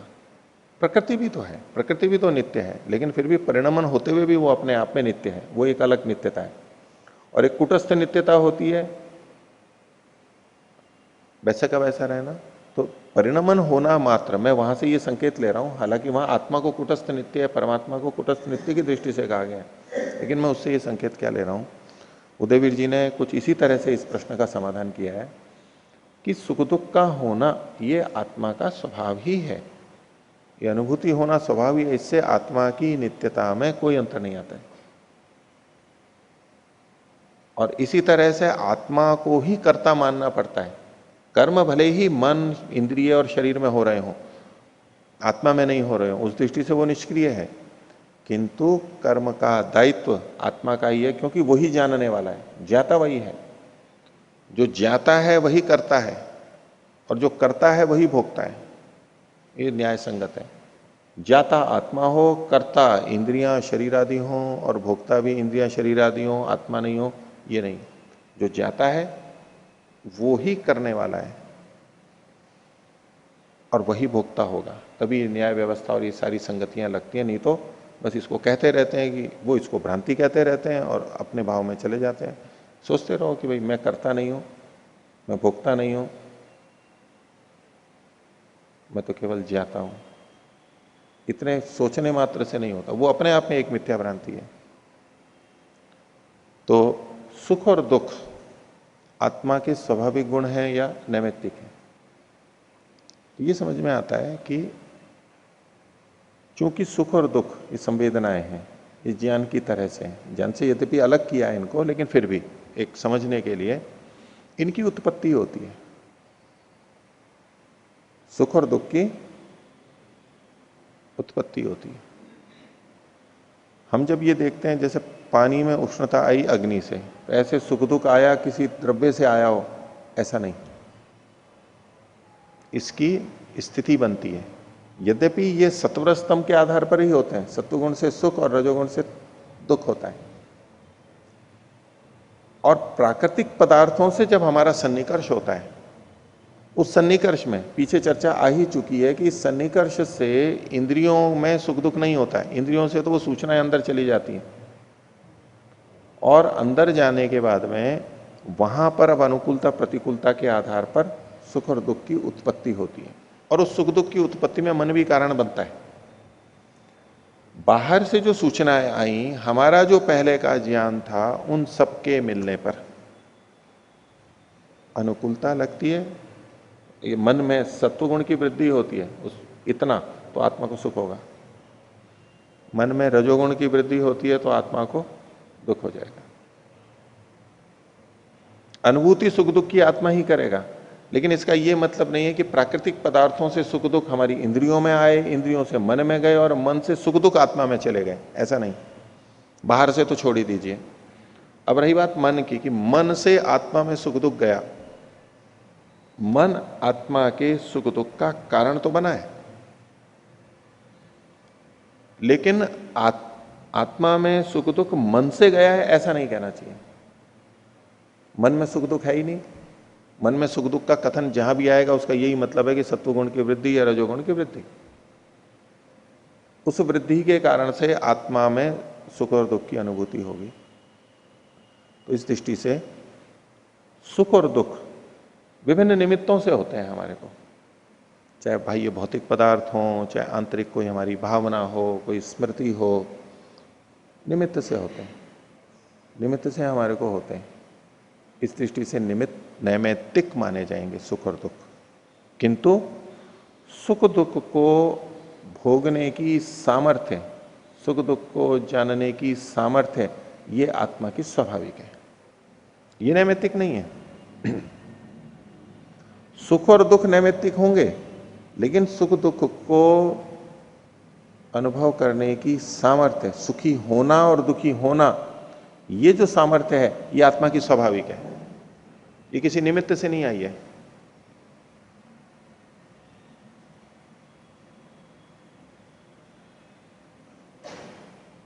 तो जब हम ये कहते हैं कि सुख दुख आत्मा के स्वाभाविक हैं या नैमित्तिक हैं, तो स्पष्टीकरण के लिए हमें ये कर लेना चाहिए, कहने के लिए कि भाई जो सुखी और दुखी होने की सामर्थ्य है, ये आत्मा की स्वाभाविक है, ये कभी भी गई नहीं है और कभी भी आई नहीं है, सदा थी, सदा रहेगी। जब हम ये कहने लगते हैं कि सुख दुख आत्मा के स्वाभाविक गुण हैं, तो तत्काल प्रश्न आएगा, फिर तो मुक्ति में भी सुख दुख होने चाहिए। नहीं, मुक्ति में ये सांसारिक सुख दुख नहीं होंगे। जब हम ये कहते हैं कि आत्मा में सुख दुख होने की सामर्थ्य है, सुखी दुखी होने की सामर्थ्य है, तो सामर्थ्य है, ये तो सदा रहेगी, तो मुक्ति में भी है। तो बोले फिर जब सामर्थ्य है तो सुखी दुखी क्यों नहीं होता? प्रश्न तो वहां भी आएगा। जब सुख दुख को स्वाभाविक माने आत्मा का, तो भी प्रश्न उठेगा कि मुक्ति में सुखी दुखी क्यों नहीं होता है आत्मा? क्योंकि हमारे को सब अन्य प्रमाणों से सिद्ध है, प्राकृतिक सुख की बात है। तो वहां पर उत्तर भाई आत्मा का स्वाभाविक है, तो नहीं, सामर्थ्य आत्मा की है, लेकिन जो निमित्त थे प्रकृति में रहते हुए, शरीर में रहते हुए, इंद्रियों से विषयों का संपर्क, वातावरण, ऋतु, पशु पक्षी, इन सबके संसर्ग से, संबंध से हमारे को जो इन निमित्तों से होते हैं, वो निमित्त वहां मुक्ति में नहीं है, क्योंकि वहां शरीर नहीं है, क्योंकि वहां इंद्रिय नहीं है। क्योंकि दुख सुख जो आएंगे हमारे को शरीर के साथ ही आएंगे, और शरीर वहां पर है नहीं, इंद्रियां वहां पर है नहीं, मन वहां पर है नहीं। इसलिए इन चीजों का, निमित्तों का न होना, न तो बाह्य पदार्थ हैं और न इनके जो साधन थे वो भी नहीं है, इसलिए हमारे को सुख दुख नहीं होगा। मुक्ति में आत्मा को प्राकृतिक सुख और प्राकृतिक दुख, दुख तो कोई सा भी नहीं, दुख तो और कोई है ही नहीं, प्राकृतिक ही है सारा, वो आत्मा को नहीं होता है। सामर्थ्य है, लेकिन दुखी क्यों नहीं हो रहा है? क्योंकि निमित्त नहीं है। जब फिर से शरीर धारण करेगा, फिर निमित्त आएंगे, तो फिर से सुखी दुखी होना प्रारंभ हो जाएगा, उसमें न्यूनाधिकता रहेगी। और परमात्मा का आनंद, उसको भोगने की भी आत्मा की सामर्थ्य है। वो कैसे हो जाता है? तो क्योंकि वहां पर निमित्त परमात्मा है, वो अपना आनंद आत्मा को देता है, आत्मा में आनंदित होने की सामर्थ्य है, इसलिए वहां पर वो आनंदित हो जाता है, परमात्मा के सुख से सुखी हो जाता है। निमित्त है, आत्मा की सामर्थ्य भी है, तो वहां होगा, बाकी चीजें नहीं होने से नहीं होगा। तो सुख और दुख स्वयं गुण आत्मा के आश्रित रहते हैं। जहां जहां सुख दुख होता है वहां वहां आत्मा है, चेतन है, ये हम निर्णय करते हैं, उसका अनुमान करते हैं, इससे आत्मा की सिद्धि करते हैं, यहां तक ठीक है। लेकिन जो सुख दुख है सीधे सीधे आत्मा के आश्रित होते हुए भी जो अनुभव करेगा वो आत्मा ही करेगा, लेकिन फिर भी जो सुख दुख गुण है वो आत्मा में निमित्त से आते हैं। अगर निमित्त नहीं है तो आत्मा में सुख दुख नहीं आएगा। तो दो भागों में बांटते हैं, सुख दुख और सुख दुख, सुखी दुखी होने की सामर्थ्य, ऐसे इसका स्पष्टीकरण होगा। तो कहें कि सुख दुख आत्मा के स्वाभाविक है या नैमित्तिक है? तो बोले सुख दुख गुण की जहां तक बात है ये नैमित्तिक है, लेकिन सुख दुख को भोगने की सामर्थ्य है वो आत्मा की स्वाभाविक है। फिर प्रश्न आएगा कि भाई ये निमित्त है, तो ये कहां से आए हैं गुण? तो बोले कहीं से नहीं आए, ये उत्पन्न हुए हैं। निमित्त मान करके प्रकृति में एकदम कह दिए तो फिर वहां पर वही चेतनता का प्रश्न आएगा कि प्रकृति में अगर सुख दुख है तो चेतन हो जाएंगे वो। हालांकि उसका एक उत्तर और दिया जाता है, लेकिन वो केवल प्रतिबंधी उत्तर है, क्योंकि पूर्व पक्षी ये कह रहा था कि यदि सुख दुख प्रकृति में है तो फिर प्रकृति को सुख दुख को अनुभव करने वाला भी होना चाहिए। तो उनसे पूछें कि अच्छा ये रूप रस गंध स्पर्श आदि गुण किस में है? प्रकृति में। भले ये गुण प्रकृति में है तो फिर प्रकृति को भी इनको जानने वाला होना चाहिए। प्रकृति इनको जानती थोड़ा है अपने आप में, ये गुण प्रकृति में है तो जानती थोड़ा है, तो किसी गुण का होना और उसका जानना आवश्यक है, ये तो कोई बात नहीं हुई। और बोले रूप रस गंध स्पर्श को कौन जानता है? आत्मा जानता है। तो जानता है तो इसका मतलब ये हो गया कि आत्मा में सुख शब्द स्पर्श रूप रस गंध गुण होंगे। जानने वाला कौन है? आत्मा ही तो है। तो आत्मा जब शब्द स्पर्श रूप रस गंध को जानता है तो क्या इसका ये मतलब हो गया कि आत्मा में भी शब्द स्पर्श रूप रस गंध होंगे? ये तो कोई बात नहीं है, होते ही नहीं है उसमें ये गुण। ये हमारे को शब्द प्रमाण से सिद्ध है। तो इसलिए इन जिन गुणों का कहीं होना इसका ये मतलब नहीं है कि वो उनको जाने भी। जानेगा तो चेतन है। पर फिर भी उसमें वो आगे प्रश्न कर सकते हैं कि नहीं, इसको शब्द स्पर्श रूप रस गंध की तरह से सुख दुख को मत देखो, क्योंकि सुख दुख तो संवेदनात्मक है। शब्द स्पर्श रूप रस गंध अपने आप में संवेदनात्मक नहीं है, ज्ञानात्मक नहीं है। इनको जाना जाता है, लेकिन सुख दुख तो ज्ञानात्मक ही है। इसलिए ये यदि आप प्रकृति में सुख दुख को मानते हो तो प्रकृति को आपको चेतन मानना ही पड़ेगा। ये वहां पर प्रश्न खड़ा हो जाता है। तो इसलिए अपने को क्या है, ऐसा समझ में आता है कि सुख और दुख उत्पन्न होते हैं, जैसे ज्ञान उत्पन्न होता है, ये हमारे को न्याय से स्पष्ट है। सुख दुख भी उत्पन्न होते हैं। इसलिए वहां ये कोई प्रश्न बनता ही नहीं है कि आए कहां से। हाँ, ये कह सकते हैं कि सुख दुख का निमित्त क्या बना। सुख दुख का निमित्त प्रकृति, प्रकृति के पदार्थ, हमारी इंद्रियों के कारण मन, ये सब है और हमारा ज्ञान भी है। और उसमें हम भेद भी देखते हैं कि किसी वस्तु को, व्यक्ति को देख के एक सुखी हो रहा है और एक दुखी हो रहा है। अगर उस वस्तु में स्थित सत्वर स्तंभ के कारण ही हमारे अंदर के सत्वर स्तंभ घट बढ़ रहे हों और उसी से हमारे को सुख दुख हो रहा हो, ऐसा माना भी जाए कि वस्तु या व्यक्ति से ही हमारे को सुख दुख आता है, तो फिर तो व्यक्ति और वस्तु से सबको समान सुख दुख होने चाहिए थे। लेकिन ऐसा नहीं होता, इसमें तो रात दिन का अंतर। थोड़ा बहुत न्यूनाधिकता हो तो कह सकते हैं चलो इंद्रियों के दौर्बल्य और दुर्बलता आदि के कारण से न्यूनाधिकता है, किसी की कुशलता है, किसी की दुर्बलता है, लेकिन वो भी नहीं होता। ये तो विपरीत देखे जाते हैं। एक को देख के एक व्यक्ति भयंकर दुखी हो जाता है और एक खूब प्रसन्न हो जाता है। तो इसका क्या मतलब है? अन्वय व्यतिरेक से, व्यभिचार से, इससे हमको क्या पता लगता है कि उन वस्तुओं से सीधे सुख दुख नहीं आते हैं हमारे को। उन वस्तुओं से तो केवल सूचना आई है, ये व्यक्ति कैसा है, ये वस्तु कैसी है, और उससे ये जुड़ गया है कि इससे मेरा, मेरे शरीर का या मेरे परिवार का, अपना जो भी है, उसका हित और अहित क्या हो रहा है। और हित के होने पे हमें सुख की अनुभूति होती है और अहित के होने पर हमें दुख की अनुभूति होती है। अब किसी दुर्घटना को देख करके हम बड़े दुखी हो जाते हैं, जबकि कोई कांटा नहीं चुभा होता है हमारे को। भौतिक रूप से कोई कांटा नहीं चुभा होता, हमारी कोई उंगली नहीं कटी होती, लेकिन हमारे संबंधित व्यक्ति की उंगली कट जाए, हाथ कट जाए, दुर्घटना हो जाए, सिर फट जाए, हड्डियां टूट जाए, तो अब ये दुख होता है। ये कहां से आ गया? हमारा तो यूं कुछ भी नहीं हुआ था शरीर की दृष्टि से, ये सूचना ही तो आई थी हमारे पास में, और उस सूचना के कारण से हम दुखी हो गए। तो सुख और दुख आत्मा के नैमित्तिक गुण है, पर साथ में ये भी जोड़ना है कि सुखी और दुखी होने की जो सामर्थ्य है, ये आत्मा की स्वाभाविक है और सदा थी और सदा रहेगी, इसमें कोई अपवाद नहीं है। और सुख दुख निमित्त से आएंगे, बाहर के निमित्त रहेंगे, और उसके साथ साथ हमारा अपना अंदर का ज्ञान, हमारा पहले का अनुभव, हमारा उस व्यक्ति से जुड़ा हुआ जो सुखानुशयी राग और दुखानुशयी द्वेष है, वो सारी की सारी चीजें हमारी होंगी। सुखानुशयी राग होगा तो हमारे को उसको देखते ही, चूंकि हमने उससे पहले सुख लिया है या उससे हमारे को सुख मिला है, तो उसके साथ साथ सुखानुशयी राग होगा हमारे को। और जहां राग हुआ तो राग का मतलब क्या है, उसको देख के हमारे मन में आशा जग गई कि इसके आने पे अब मेरे को सुख होगा, इसके आने पे मेरा हित होगा। जैसे ही इसकी हमारे को आशा होती है भविष्य में, अभी कुछ नहीं किया है उसने, लेकिन जैसे ही आशा होती है तो उस आशा में भी, सुख और सुख के साधन की आशा में भी हमारे को अभी से सुख होना शुरू हो जाता है। और ऐसे ही दुख और दुख के कारणों की भविष्य में आशंका को देखते ही अभी हमारे को दुख प्रारंभ हो जाता है, जबकि अभी हुआ नहीं है कुछ भी। कई जने होते हैं अभी तो सूची इंजेक्शन लगा ही नहीं है उससे पहले ही चिल्लाना शुरू कर देते हैं। एक को देखा मैंने, पहले तो देखा तो बोले कि अच्छा ज्यादा दर्द तो नहीं होगा, अब हाथ बंद कर दिया, मुट्ठी बंद कर ली, आंख बंद कर दी, अब वो हाथ इधर जाता हुआ दिखा और वो चिल्लाना शुरू, अरे भाई अभी तो सुई लगी भी नहीं है बिल्कुल ऐसे ही कि नहीं, अब तो बहुत तेज दर्द हो रहा है। कि कैसे हो गया? ऐसा ही सुख के लिए भी होता है। तो भविष्य में जो होने वाला होता है उसके कारण हम सुखी और दुखी होते हैं, ये निमित्त से होते हैं।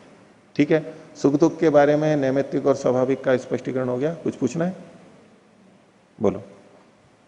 ओम।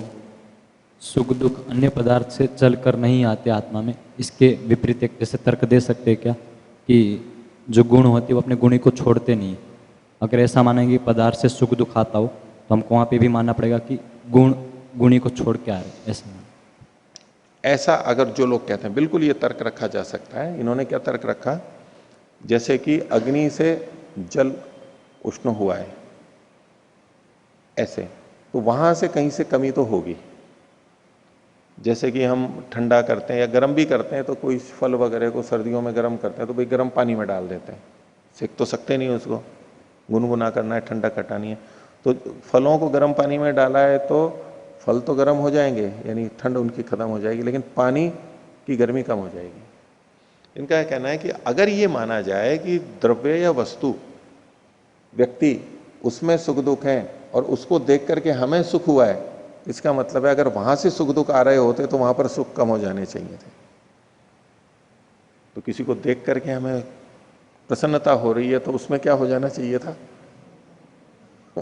लेकिन हम मिलते हैं तो वो भी खुश हो रहा है और हम भी खुश हो रहे हैं, दोनों ही खुश हो रहे हैं।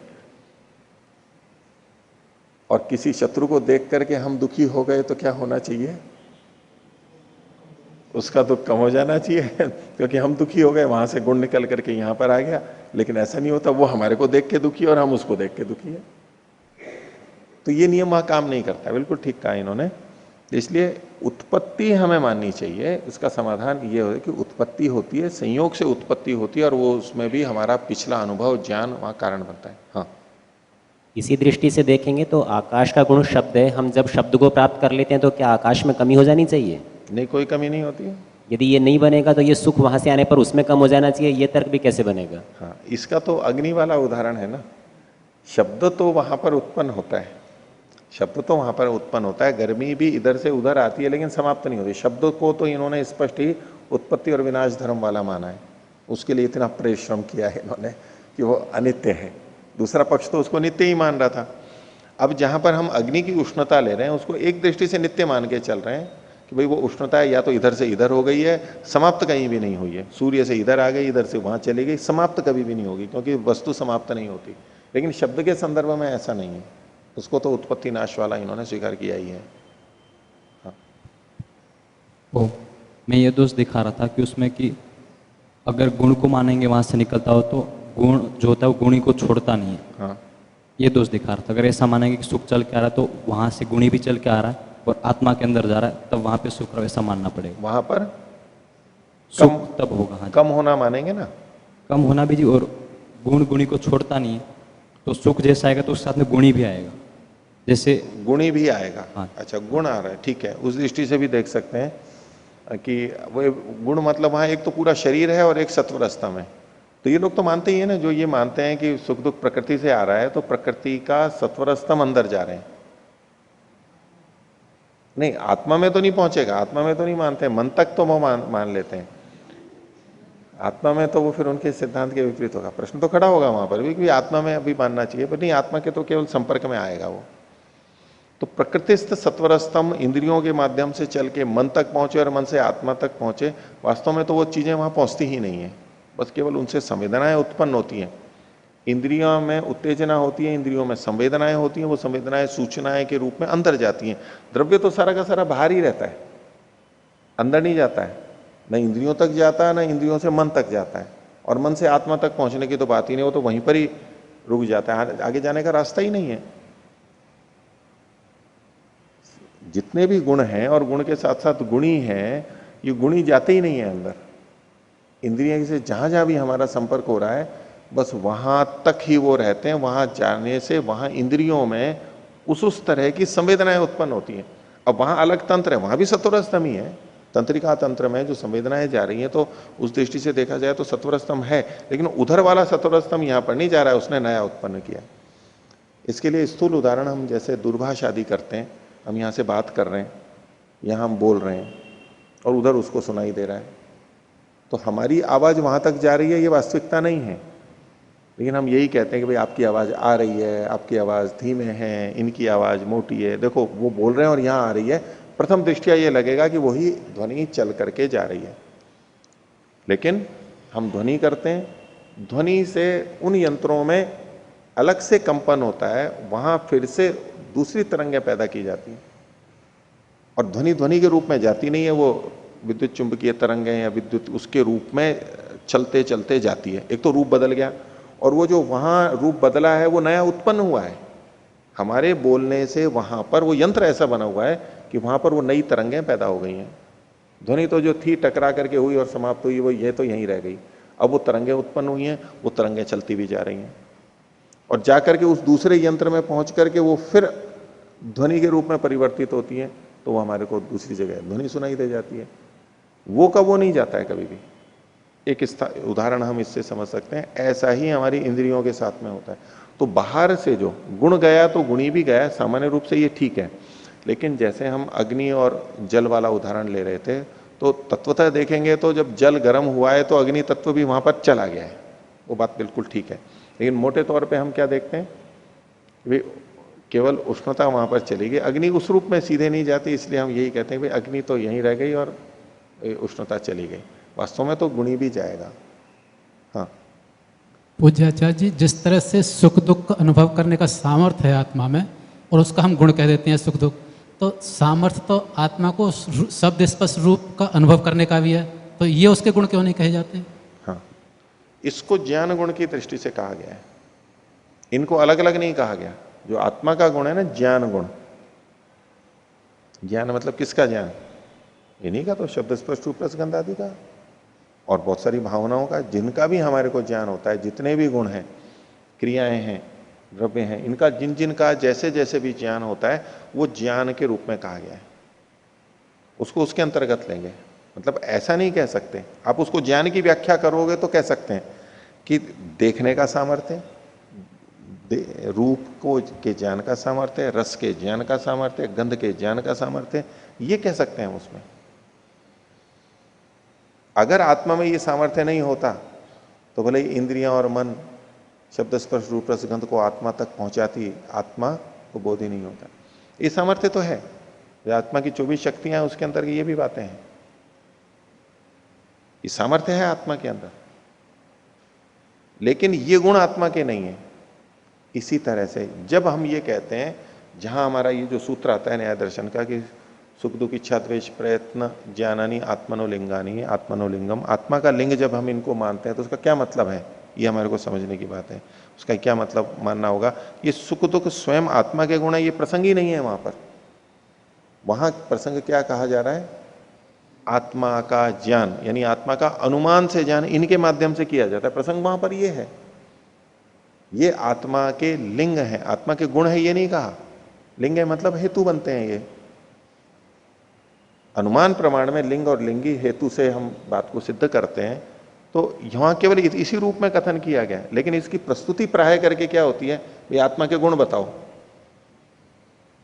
सूत्र बोल देंगे। आपको प्रवचनों में भी ऐसा ही सुनने को मिलेगा, भाई आत्मा के गुण क्या है, भाई सुख दुख इच्छा द्वेष प्रयत्न और ज्ञान।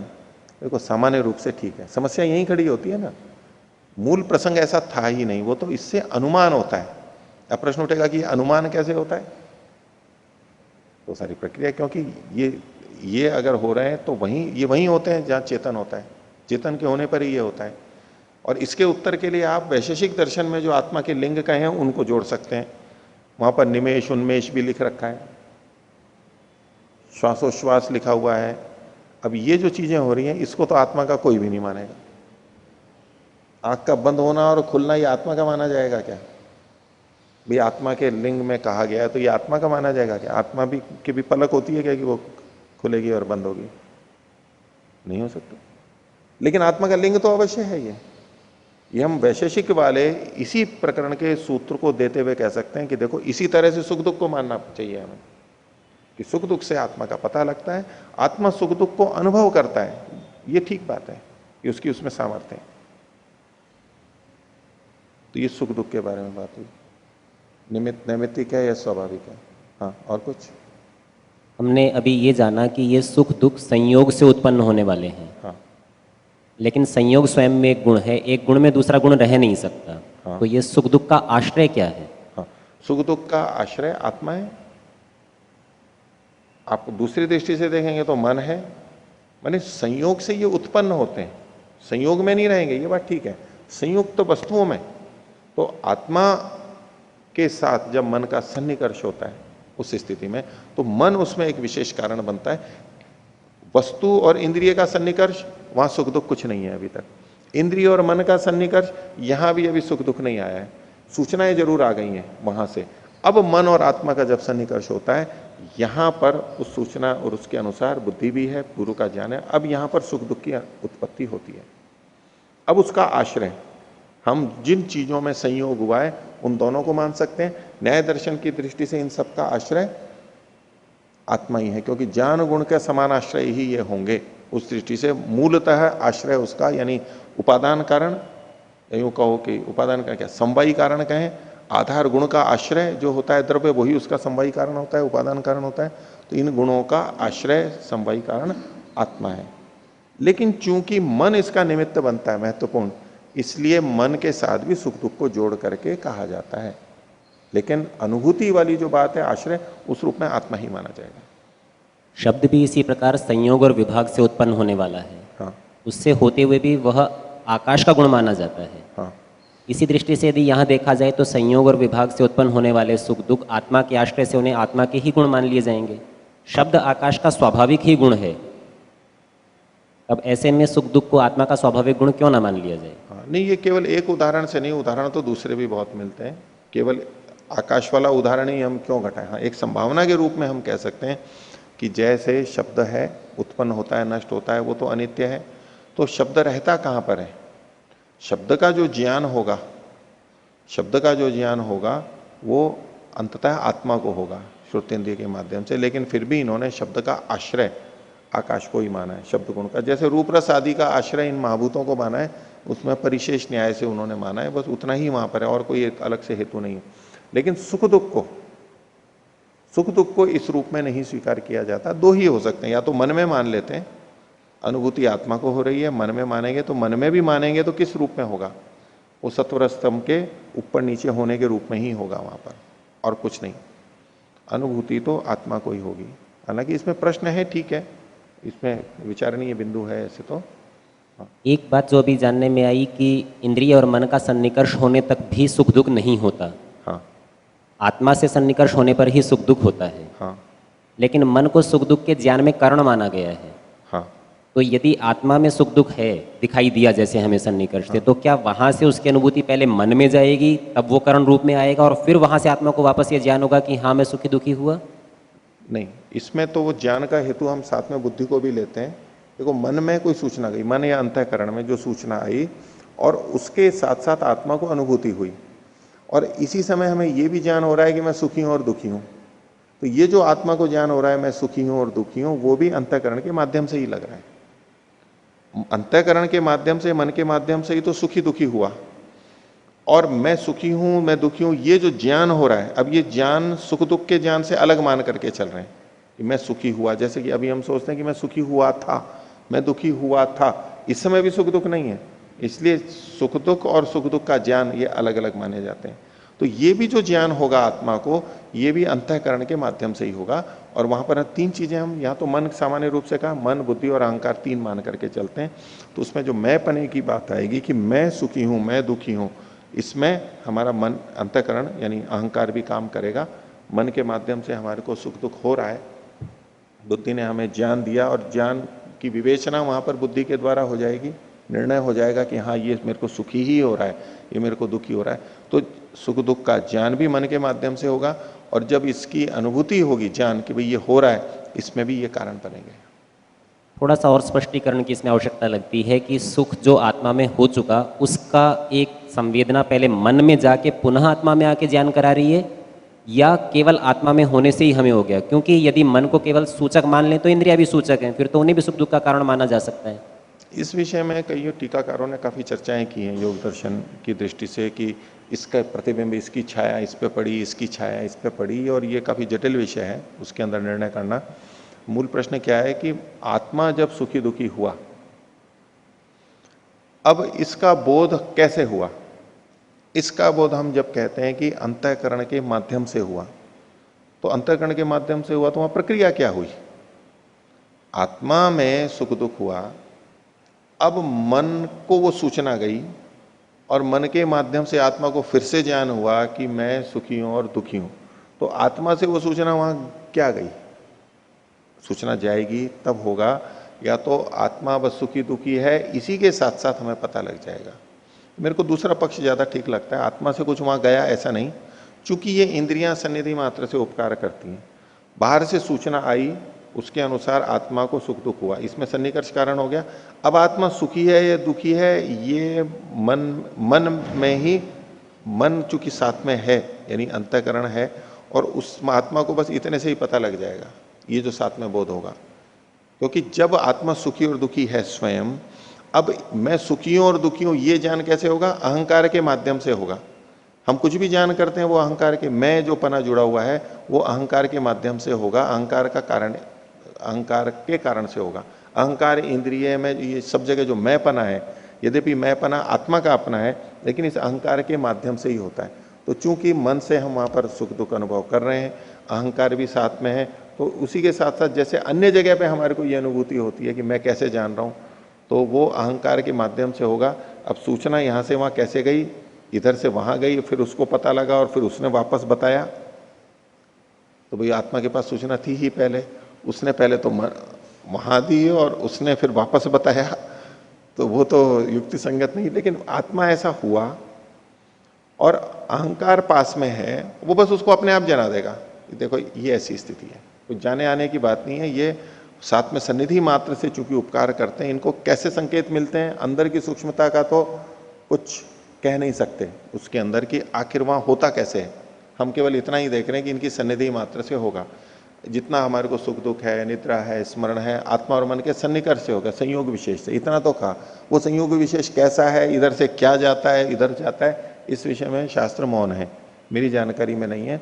टीकाकार लोग फिर इसकी करते हैं कि इसकी छाया वहां पड़ी, चेतनता की छाया मन पे पड़ी और मन का प्रतिबिंब उस पर पड़ा। इस पर चर्चा बहुत की गई है, योग दर्शन व्यास भाष्य के ऊपर जो टीकाएं लिखी गई हैं या सांख्य के अंदर, वहां इन सब की काफी चर्चा की गई है, लेकिन वो अपने आप में बड़ी जटिल है। और वो फिर कहाँ, ये फिर भी इतना असंगत नहीं, वो ऐसी ऐसी चर्चाएं हो जाती हैं, उसमें फिर और ज्यादा प्रश्न खड़े हो जाते हैं कि आखिर ये हो कैसे रहा है, भैया आपने जाना कैसे, प्रश्न तो वहां खड़ा होगा, आपका आधार क्या है। वो सारा उनकी कल्पना हुआ है कि भाई कुछ तो होना चाहिए, जैसे दर्पण का और हमारा है, इसको यूं समझिए, इसको समझने के लिए वो दर्पण और इसका आधार लेते हैं। इसलिए छाया और प्रतिछाया की बात करते हैं कि हम दर्पण के सामने गए, दर्पण ने हमें, हमारे को जनाया, तो हम अपने को जानते नहीं थे, लेकिन दर्पण ने हमारे को जनाया। हम दर्पण के सामने गए तो दर्पण ने हमारे को जना कैसे दिया? तो उसका है कि भाई हमारे चेहरे की छाया दर्पण पे पड़ी, दर्पण से वापस हमारे पास में आई, तो हमारे को ज्ञान हो गया। यही तो उत्तर देंगे। अब प्रकाश की दृष्टि से देखें, प्रकाश हमारे चेहरे से टकराया, चेहरे से टकरा करके दर्पण पे गया और दर्पण से टकरा के वापस आया और हमारी नेत्र से संपर्क हुआ, तो हमारे को, तो यहां तो ये लेन देन हमारे को स्पष्ट है। अब इसी तरह से प्रसंग बिल्कुल ऐसा ही है, इसी तरह से वो वहां पर मन और आत्मा के बीच में एक परिकल्पना करते हैं। लेकिन प्रश्न ये उठेगा कि आत्मा से ऐसी क्या चीज थी? यहां भौतिक में तो हमारे को पता है कि भाई ठीक है प्रकाश गया, वो आत्मा की छाया मन पे पड़ी, वो छाया आत्मा से निकल करके क्या गई, और फिर मन की छाया आत्मा पर पड़ी, वो क्या चीज पड़ी? मन से तो फिर भी आत्मा पे मान लें चलो कि भाई प्राकृतिक चीज है, लेकिन आत्मा से क्या चीज वहां पर गई? इस विषय में संतोषजनक उत्तर तो मेरे पास में है नहीं कि भाई अंतिम जो चीज आ जाए, क्योंकि ये चीज ऐसी है कि जिसमें शब्द प्रमाण से पता लगे या तो समाधि लगने पे या ईश्वर बताए। हमें केवल इतना है कि ऐसा होता है। बहुत पहले मेरे से एक ने पूछा था, बहुत पहले, वो इंजीनियर थे, बड़े समझदार थे और सुनते थे, थोड़ा विचारशील थे, तो कहने लगे कि भाई आप लोग जो कहते हो कि आत्मा मन को प्रेरित करता है, मन इंद्रियों को प्रेरित करता है, तो आत्मा मन को प्रेरित करता है तो आत्मा में से क्या चीज वहां पर जाती है? आत्मा मन को प्रेरित करता कैसे है? ऐसा क्या होता है, आत्मा से क्या निकलता है वो जाए और उसको पता लगे? मन को पता लगे आत्मा से क्या निकल करके जाता है। तो उस समय तो मैं दर्शन योग महाविद्यालय से पढ़ के ही निकला था लगभग, तो भी और अभी भी इसका तो कोई उत्तर मेरे पास है नहीं। नहीं, ऐसा होता है, ऐसा होता है। आत्मा से क्या किया, आत्मा ने मन को प्रेरित किया। मैं उसको दूसरे ढंग से ये योग दर्शन के आधार पर उस तरह से समझ पाया कि आत्मा से कुछ भी मन तक नहीं जाता है। मन और इंद्रियां ही सन्निधि मात्र से उपकार करती रहती हैं। इनमें ऐसी व्यवस्था है कि वो जान जाते हैं कि यहां पर ऐसा है और उसके अनुसार जो भी परिवर्तन, अनुकूलता, प्रतिकूलता करनी है वो कर देते हैं। आत्मा से कुछ निकल के जाएगा तब तो फिर वही बातें आ जाएगी कि वो परिणामी है, वहां से कोई चीज निकल के जा रही है और आत्मा को भी फिर सावयव मानना पड़ेगा, अवयवी मानना पड़ेगा। नहीं, उसमें अवयव हो, क्योंकि आत्मा निरवयव है, एक रस है। तो वहां से कोई चीज निकल के जाए, टूट करके जाए, ऐसा निकलना और करना ये कुछ सिद्धांततः माना ही नहीं जा सकता। तो बस यही होता है कि मन ही वो जान लेता है। तो मन के सन्निकर्ष से जब आत्मा को सुख हुआ, उसी समय अहंकार भी है और अहंकार को पता लगेगा उस तरह से कि भाई ये आत्मा यहाँ पर सुखी है, और वो उसी समय ये बोध करा सकेगा कि भाई मैं सुखी हूं। सुख का भी बोध, सुख का भी जो ज्ञान है वो इसी तरह से कुछ होना चाहिए, बाकी कोई स्पष्टता नहीं है इसमें। जैसे हम आत्मा की सन्निधि से मन और इंद्रियों को सक्रिय मान ले रहे हैं, निर्माण प्रवृत्ति निवृत्ति देख रहे हैं, क्या इसी प्रकार से ईश्वर की सन्निधि से प्रकृति में प्रवृत्ति निवृत्ति देखी जा सकती है? बिल्कुल बिल्कुल देखी जा सकती है। क्योंकि लेकिन उसमें ऐसा होता है ना कि केवल ऐसा नहीं है। वहां पर चूंकि हमारे को शास्त्र में मिलता है, वेदों में मिलता है कि ईश्वर इसका करने वाला है। ये जो सन्निधि मात्र से उपकार वाली बात है, ये तो शास्त्र के प्रमाण से हमारे को मिल रही है, व्यास भाष्य के आधार पर। और इस व्यवस्था को बनाने वाला परमात्मा है, ये हम साथ में मान के चलते हैं, इसलिए यहां पर संगति होती है। लेकिन प्रकृति, मूल प्रकृति, खासतौर से कार्य जगत को भी ले सकते हैं, पर अभी इसको प्रश्नों को हमारे को मूल प्रकृति तक ले जाना पड़ेगा कि मूल प्रकृति और परमात्मा, इनके सन्निधि मात्र से प्रकृति में कुछ परिवर्तन आ जाते हैं और परमात्मा कुछ करता नहीं है। ये निकल करके आएगा इसमें कि परमात्मा कुछ करता नहीं है, परमात्मा कुछ प्रेरणा नहीं करता है, बस परमात्मा की सन्निधि में इनमें परिवर्तन होता रहता है। लेकिन ये चूंकि शास्त्र से सम्मत नहीं है, परमात्मा प्रेरिता है, परमात्मा में ईक्षण है, ये शब्द प्रमाण से हमें मिलता है, और यहाँ पर संभव भी नहीं है। यहाँ तो मन, बुद्धि, अहंकार आदि जो अंतःकरण है या इंद्रियां हैं, ये ऐसे क्यों बने, ऐसे क्यों बना दिए गए, ये तो परमात्मा की व्यवस्था हम स्वीकार कर लेते हैं कि वो बनाने वाला है। मूल प्रकृति को तो बनाने वाला कोई नहीं है। या तो उसमें स्वभावतः मानेंगे, स्वभावतः मानेंगे तो फिर भाई इनमें भिन्नता क्यों है। सत्वर स्तंभ में ईश्वर की सन्निधि मात्र से वो ऐसे हो रहे हैं, तो ईश्वर की सन्निधि में उनको क्या अंतर आ गया कि कभी सृष्टि बनाने लगती हैं और कभी प्रलय करने लगती हैं। और सृष्टि में भी सत्वर स्तंभ तो बहुत सारे कण हैं, तो कौन सा कण क्या बन रहा है, कौन सा कण क्या बन रहा है, ये उनको क्या पता लगता है। तो सन्निधि मात्र क्या हुआ, तो हम अगर वहां मानेंगे कि भाई परमात्मा की इच्छा मात्र से, परमात्मा की इच्छा है, जैसे यहां पर आत्मा की जो स्थिति है उसके अनुसार, तो वहां तो बनाने वाला है। सत्वर स्तंभ के अंदर ऐसा नहीं कह सकते सीधे सीधे, आत्मा की, परमात्मा की इच्छा भी है और परमात्मा की शक्ति भी है, वो एक विशेष योजन में उनको कर देता है ऐसा। हाँ, बिल्कुल इसी तरह से जैसे जीवात्मा भी संकल्प करता है और संकल्प के परिणाम स्वरूप बने हुए पदार्थों से कुछ कर लेता है, बनाता तो नहीं पर उनसे उनका उपयोग तो करता ही है। इसी प्रकार से जैसे परमात्मा में ईक्षण है और उससे वो इस सृष्टि को बनाता है, उसमें बस बनाने का एक अतिरिक्त गुण है, हमारे पास में केवल उसके उपयोग का गुण है। इतना अंतर केवल दिखाई देता है। हमारा उपयोग का गुण है और वो बनाई हुई चीजें परमात्मा की हैं। हम सत्वर स्तंभ का प्रकृति का सीधे सीधे उपयोग नहीं कर पाते, हम सत्वर स्तंभ का सीधे उपयोग नहीं कर सकते। परमात्मा उसका भी उपयोग करता है, वो करवा देता है और हमारे अनुकूल, हमारे कर्मानुसार जो जो स्थितियां होती हैं वैसा वो बना देता है। ऐसा ही इसमें माना जा सकता है। एक अंतिम और इसमें, जैसे हमने ये जाना कि आत्मा और मन के संयोग से ही सुख और दुख की अनुभूति होती है। हाँ। लेकिन असंप्रज्ञात समाधि की अवस्था में जहाँ मन भी नहीं है, हाँ। वहाँ क्या इस अनुभूति को आत्मा और परमात्मा के संयोगजन्य माना जाए?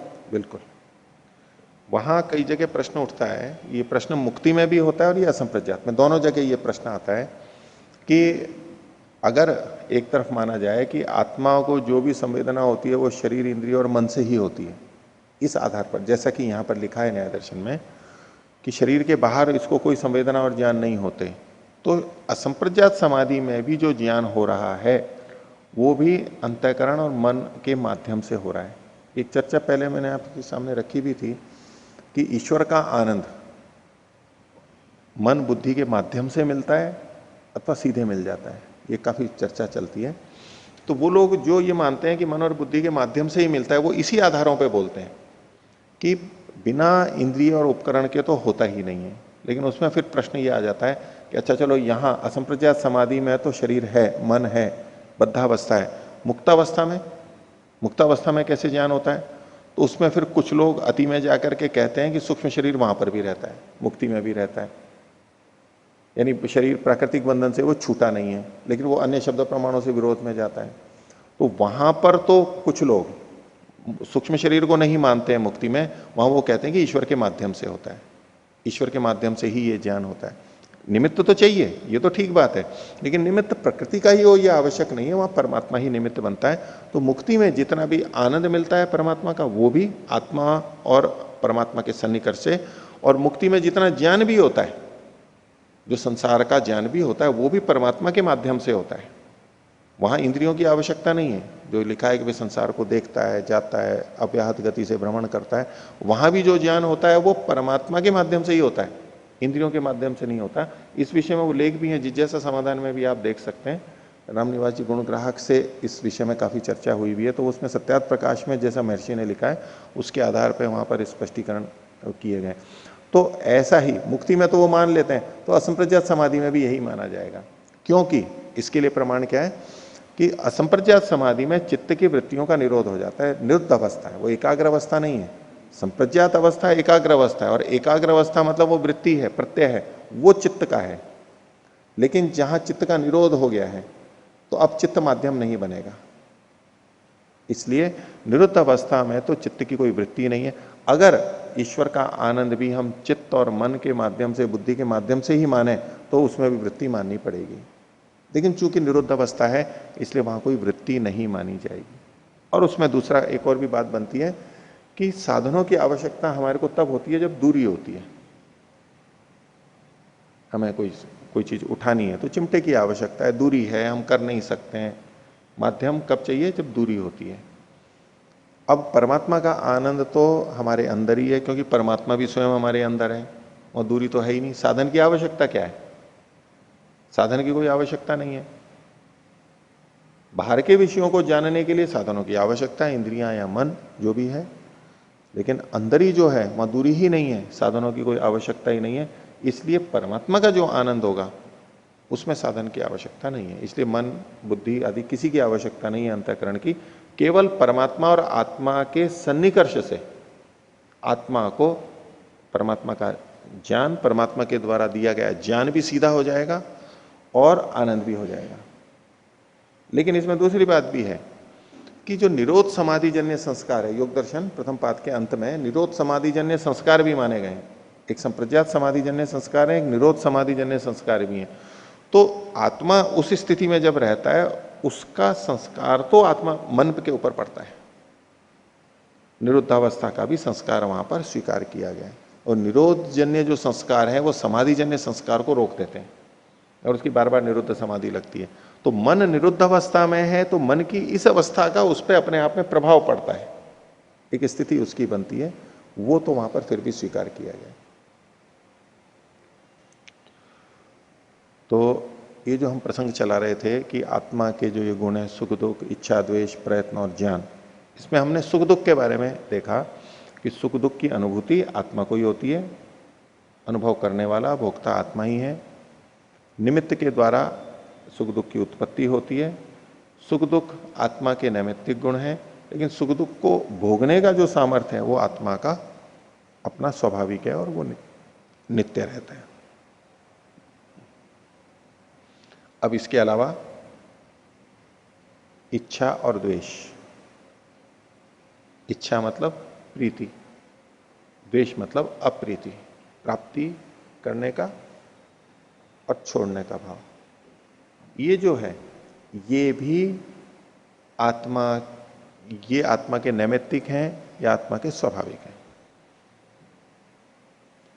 तो इच्छा और द्वेष, इच्छा और द्वेष आत्मा के स्वाभाविक गुण हैं, लेकिन निमित्त के आधार पर इनका रूप बदलता रहता है।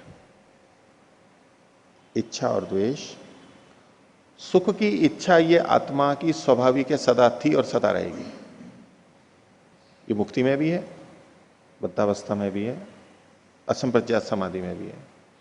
और दुख की निवृत्ति की इच्छा, दुख की निवृत्ति की ये जो द्वेष है, अप्रीति है, ये भी आत्मा का नितांत स्वाभाविक गुण है। ये कभी भी हटेगा नहीं। इस दृष्टि से प्रीति अप्रीति या राग और द्वेष कभी भी हटेंगे नहीं, मुक्ति में भी रहेंगे। जैसे सुख दुख के बारे में प्रश्न आता है, ऐसे इच्छा द्वेष के बारे में भी प्रश्न उठता है कि मुक्ति में राग और द्वेष रहते हैं या नहीं रहते। और शुरुआत ऐसे ही करते हैं कि आत्मा के गुण आपने ये बताए, सुख दुख इच्छा द्वेष प्रयत्न, तो इच्छा द्वेष राग द्वेष भी आत्मा के गुण हुए, और आत्मा के हैं तो स्वाभाविक हैं, स्वाभाविक हैं तो नित्य हैं, नित्य हैं तो ये तो मुक्ति में भी राग और द्वेष होंगे। तो इस दृष्टि से कि राग और द्वेष तो मुक्ति में भी नहीं हटते हैं। तो फिर ये राग द्वेष हटाने की सारी बात की जा रही है, राग द्वेष के हटने पर ही मुक्ति होती है।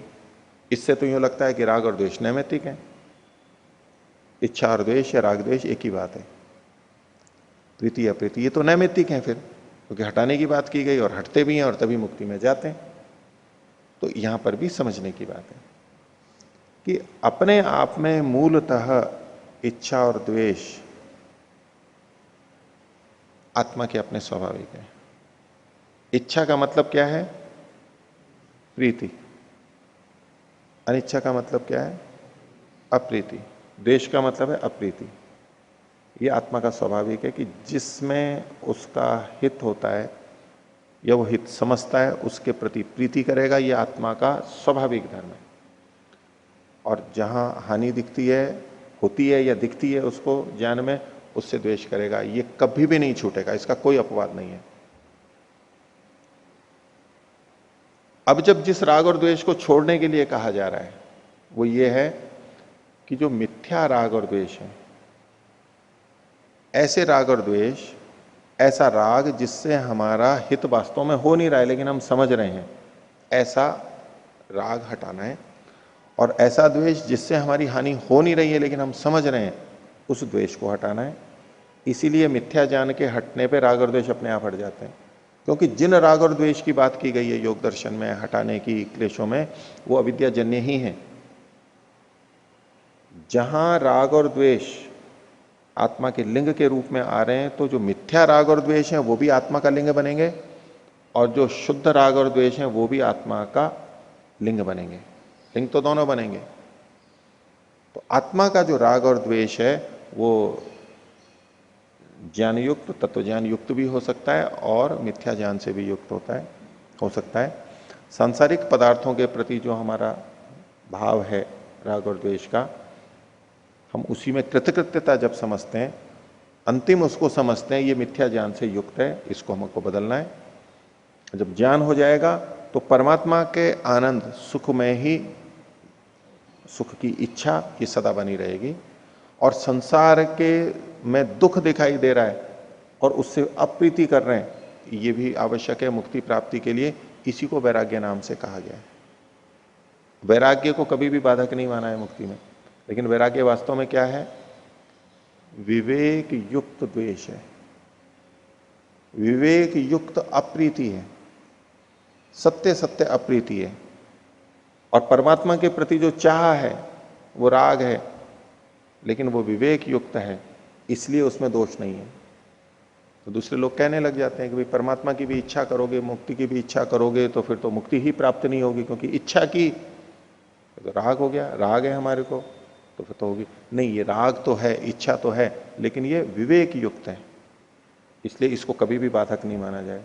तो मूलतः जो हित की इच्छा, अहित की अनिच्छा, सुख की इच्छा, दुख की अनिच्छा, ये जो आत्मा का गुण है ये स्वाभाविक है। आत्मा इसको कर सकता है, आत्मा ऐसा करता है। अब रही बात कि किसी को किसी से प्रीति है और किसी को किसी से प्रीति है, अब ये उसके सबके अपने अपने ज्ञान पर निर्भर करता है। प्रीति अप्रीति, राग और द्वेष आत्मा के स्वाभाविक होते हुए भी ये आवश्यक नहीं है कि सबका राग और द्वेष समान हो। मूलतः समान होगा, लेकिन चूंकि ज्ञान का भेद है हमारे को, ज्ञान के भेद से हमारी प्रीति अप्रीति राग और द्वेष भिन्न भिन्न होते हैं। मेरे को है कि ये व्यक्ति मेरा हित करेगा, मेरा ज्ञान ये कह रहा है, मेरे को किसी ने ऐसा कह दिया या मैंने ऐसा समझ लिया, मेरा पिछला अनुभव है कि ये व्यक्ति मेरे लिए हितकारी है, जबकि वो मेरा अहित करने आ रहा है अभी। लेकिन मैं उसको सुखदायी समझूंगा, मैं उसको प्रीति करूंगा, मैं अपने ज्ञान के अनुसार करूंगा। दूसरा व्यक्ति है जिसने मेरा पहले अहित किया था, अभी वो मेरा हित करने के लिए आ रहा है, लेकिन उसको देखते ही मेरे मन में क्या होगा, पिछला ज्ञान काम करेगा। मेरा ज्ञान ऐसा है कि इसने मेरा अहित किया था, ये मेरा सदा अहित करता रहता है, लेकिन उसका मन बदल गया, आज मेरा हित करने के लिए वो आ रहा है, पर फिर भी मेरे मन में उसके प्रति पिछले ज्ञान के अनुसार द्वेष, अप्रीति पैदा होगी। तो राग और द्वेष आत्मा के आश्रित ही हैं, आत्मा ही राग और द्वेष करता है मन के माध्यम से, आत्मा में ही ये रहते हैं, आत्मा ही इनका उपादान कारण है। पर और ये आत्मा के स्वाभाविक भी हैं, लेकिन ये निमित्त के कारण से उभरते हैं। कभी राग होता है, कभी द्वेष होता है, कभी दोनों में से कुछ भी नहीं होता है, या कम होते हैं, अधिक होते हैं, अलग अलग इनकी तीव्रता, न्यूनता, कभी ये कभी वो, ये बदलते रह सकते हैं। ये ज्ञान के आधार पर रहते हैं कि जैसा ज्ञान है उसके अनुसार ही हमारे को प्रीति और अप्रीति होगी, राग और द्वेष होगा। इस रूप में जो हमारा प्रकटीक रूप है राग और द्वेष का, वो निमित्त से होता है। राग और द्वेष करने की सामर्थ्य, राग और द्वेष को करना, ये आत्मा का स्वाभाविक गुण होते हुए भी जो हम राग और द्वेष करते हैं वो निमित्त से होता है, और अंततः निमित्त हमारा ज्ञान बनता है, ज्ञान अज्ञान जो भी है। बाकी ज्ञान होने में दूसरे कारण भी हो सकते हैं, कि सामने वाला आया, उसने आके हमारे को डंडा मार दिया, अब इसमें हमारे को ज्ञान हुआ, उसने आया, डंडा मारा, ये सब जो बाहर की क्रियाएं, इसके कारण हमारे मन में द्वेष हुआ, लेकिन अंततः क्या, ज्ञान ही तो हुआ, दुख का ज्ञान हुआ कि इससे बाधा पीड़ा हुई है, उससे हमारे को द्वेष होगा, हम उससे बचना चाहेंगे, उसको हटाना चाहेंगे, ये सारी की सारी चीजें होंगी। तो राग और द्वेष आत्मा के स्वाभाविक होते हुए भी इनके जो स्वरूप में भेद आता है वो भिन्न भिन्न निमित्तों के कारण से, कोई किस परिस्थिति में, कोई किस परिस्थिति में, और ज्ञान के भेद से। जो घटना घटी उसको हमने किस रूप में लिया, उसको हित के रूप में देखा, अहित के रूप में देखा, ये फिर हमारे ऊपर निर्भर करता है। आत्मा सब समान है, राग और द्वेष की सामर्थ्य भी उनमें सब में समान है, तो यह आएगा कि सबके राग और द्वेष, प्रीति अप्रीति समान होने चाहिए, लेकिन हमारी कितनी भिन्नताएं हैं सबके अंदर, खान पान, कपड़ा और मकान, अध्ययन, तपस्या, हर चीज में देख लीजिए, सब में हमारी भिन्नता है। उसका कारण हमारा अपना ज्ञान है, हमारा अपना विश्लेषण है, उसके आधार पर बनेगा। लेकिन हर जगह राग और द्वेष अवश्य मिलेगा, प्रीति अप्रीति अवश्य मिलेगी, मनुष्य हो चाहे इतर प्राणी हो। जहां जहां आत्मा इन शरीर आदि से जुड़ा हुआ है वहां प्रीति अप्रीति अवश्य रहेगी। शरीर के रहते प्रीति अप्रीति का पूरा नाश नहीं हो सकता। इसीलिए उपनिषद का वचन इसमें आता है कि शरीरम वावसंतम प्रिया प्रियो अपहति नास्ति। शरीर के रहते प्रियता और अप्रियता का नाश होता ही नहीं है, पूरा होगा ही नहीं। अशरीरम वावसंतम प्रिया प्रियो और अपहति अस्ति। शरीर के न रहने पर ही प्रियता अप्रियता का नाश हो सकता है। तो ऐसे में जो कई जने कहते हैं कि भाई हम ऐसी साधना कर रहे हैं कि प्रियता अप्रियता सब समाप्त हो गई है, कुछ है ही नहीं, इस वचन के आधार पर हम कह सकते हैं कि आप उनके साथ हमारे 1 घंटा भी रहें, 10 मिनट भी रहें, बताएं कि देखो ये प्रीति और ये अप्रीति है, वो तो रहेगी। लेकिन उसका ये मतलब नहीं है कि अविद्या युक्त प्रीति और अप्रीति है। हो सकता है उनकी स्थिति है, असंप्रज्ञात स्थिति में है, विवेकी हो गए, विवेक ख्याति की प्राप्ति हो गई है, तो अब जो प्रीति अप्रीति है उनकी वो विद्या युक्त हो सकती है। पर वो कई जने इसको ये समझ करके कि नहीं बिल्कुल प्रीति अप्रीति से दूर हो गया है, तटस्थ हो गया है, सुख दुख में बिल्कुल सम हो गया है, ये प्राकृतिक की दृष्टि से कुल मिलाकर के सुख दुख से रहित, प्रीति अप्रीति से रहित कोई नहीं हो सकता, असंभव है, ये बिल्कुल असंभव है। लेकिन इसका ये भी मतलब नहीं है कि फिर तो कोई भी मिलेगा ही नहीं, फिर तो मुक्ति को भी प्राप्त नहीं करेगा। इसका मतलब है कि अविद्या युक्त जो राग और द्वेष है, प्रीति अप्रीति है, उसको हमें हटाना है, उससे रहित हुआ जा सकता है। और इसके साथ साथ विद्या युक्त प्रीति अप्रीति करनी आवश्यक है, तभी मुक्ति होगी, क्योंकि विवेक और वैराग्य के बिना मुक्ति नहीं होगी। तो प्रीति अप्रीति, विवेक युक्त प्रीति अप्रीति के बिना मुक्ति हो ही नहीं सकती। तो मुक्ति भी प्रीति अप्रीति राग और द्वेष के कारण ही होती है। लेकिन उचित राग द्वेष करेंगे तो मुक्ति होगी, अनुचित राग द्वेष करेंगे तो बंधन होगा।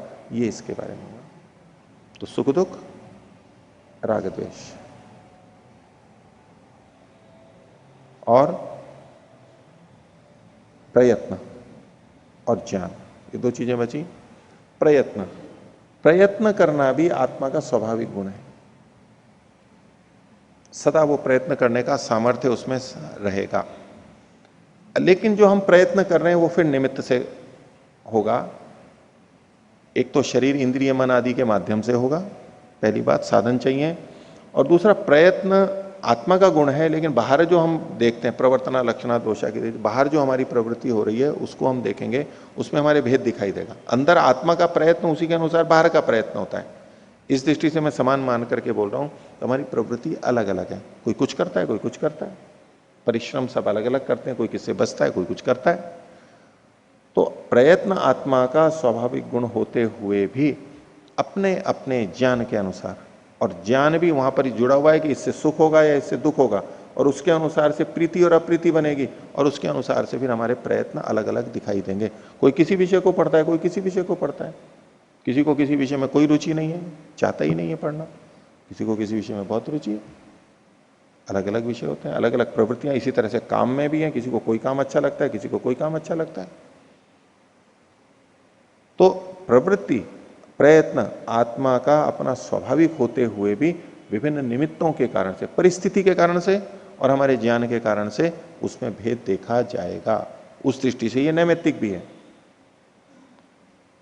हमारी इच्छा अनिच्छा जो भी हो, हमारे ज्ञान के आधार पर हम करते हैं, लेकिन कहीं परिस्थिति ऐसी आ गई, हम चाह रहे हैं कि हम सीधे सीधे चलें, धीरे धीरे चलें, लेकिन अगर नाला आ गया, गड्ढा आ गया, तो मैं कूद करके छलांग लगानी पड़ेगी। परिस्थिति ऐसी आ गई। अब दूसरा कहीं से जा रहा है, वहां बड़ा गड्ढा नहीं है, वो वैसे ही चल के निकल गया। छोटा है, नाली छोटी है वहां पर, वो तो सीधे सीधे चल जाएगा। हमारे सामने जो नाली आई वो चौड़ी है, तो हम उस तरह से प्रयत्न करेंगे। अब ये प्रयत्न का भेद क्यों हुआ? बाहर का पुरुषार्थ भेद क्यों हुआ? परिस्थिति ऐसी थी। उस परिस्थिति में पीछे का ज्ञान, परिस्थिति, इन दोनों के आधार पर हमारा भेद दिखाई देगा। इस दृष्टि से ये नैमित्तिक भी है। प्रयत्न का, पुरुषार्थ का जो बाह्य रूप है, ये निमित्त ज्ञान और बाहर की परिस्थिति के अनुसार बदलता रहेगा, बदलता ही है, सबका भिन्न भिन्न होता है। लेकिन मूल जो हमारी प्रवृत्ति की प्रयत्न का सामर्थ्य है, वो सबका स्वाभाविक है, वो हम करते हैं। ये आत्मा का प्रयत्न भी स्वाभाविक गुण है।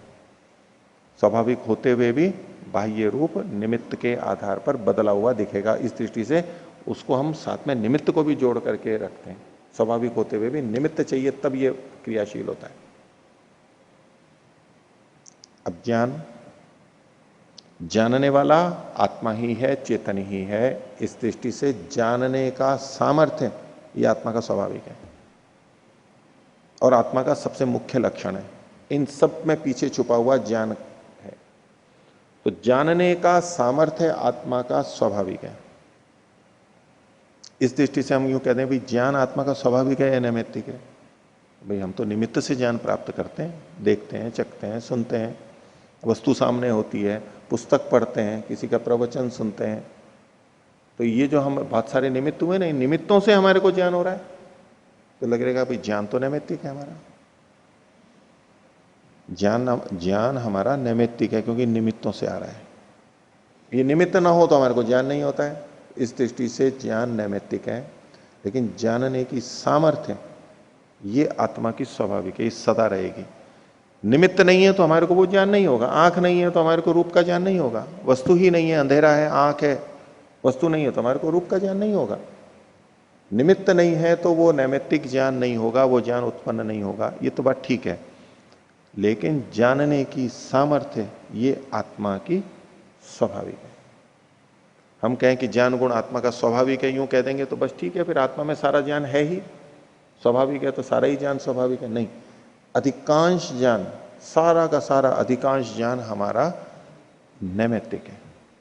वो चाहे प्रकृति से आए, इंद्रियों मन के माध्यम से आए, चाहे परमात्मा के माध्यम से आए। सृष्टि के आदि में जो 4 ऋषियों को ज्ञान दिया परमात्मा ने, उनके अंतःकरण में ये भी ज्ञान नैमित्तिक ही था उनका, परमात्मा के निमित्त से आया। तो ये ज्ञान नैमित्तिक होगा। हमारा अधिकांश ज्ञान नैमित्तिक है। और कुछ ज्ञान हम पिछले जाने हुए के अनुसार कुछ निर्णय निकालते हैं, आगे की सोचते हैं, उससे हम निष्कर्ष निकाल लेते हैं, वो भी निमित्त से ही कहलाएगा। तो यहां एक प्रश्न ये भी होता है कि क्या आत्मा का कोई स्वाभाविक ज्ञान भी है? ये सारे ज्ञान तो नैमित्तिक हो गए, क्या आत्मा का कोई स्वाभाविक ज्ञान है या नहीं है?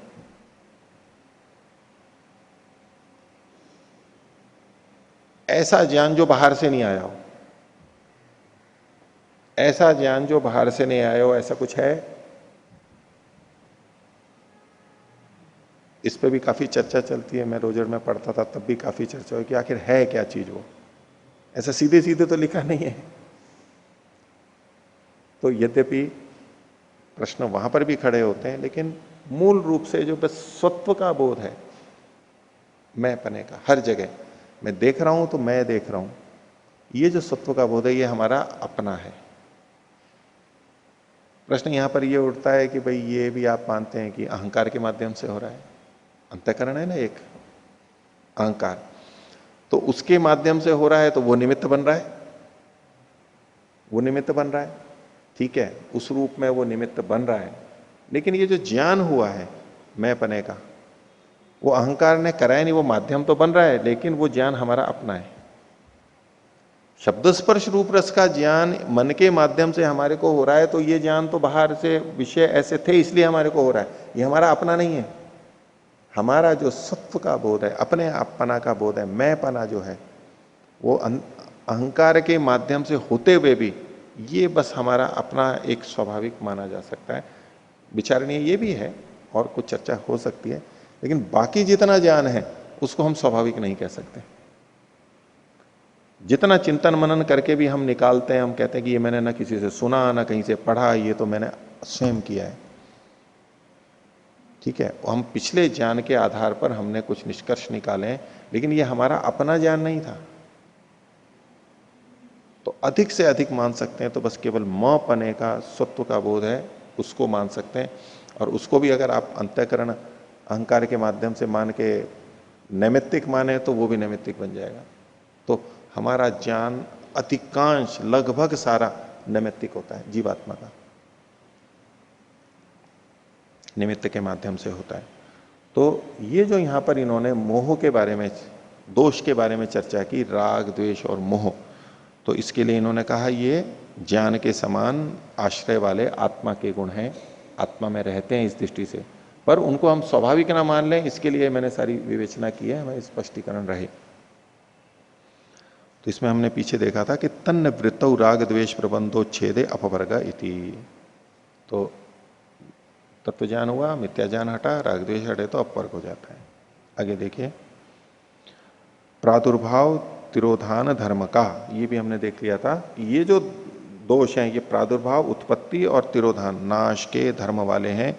इत्येवम आदि उक्तम दोषाणामिति, दोषों के बारे में ये हम पहले कह चुके, बता चुके हैं। उत्पत्ति और विनाश के धर्म वाले होते हैं राग द्वेष और मोह। मोह भी अज्ञान, मिथ्या ज्ञान लेंगे तो भी और अज्ञान लेंगे तो भी। तो आज का पाठ इतना ही रखते हैं। प्रणव।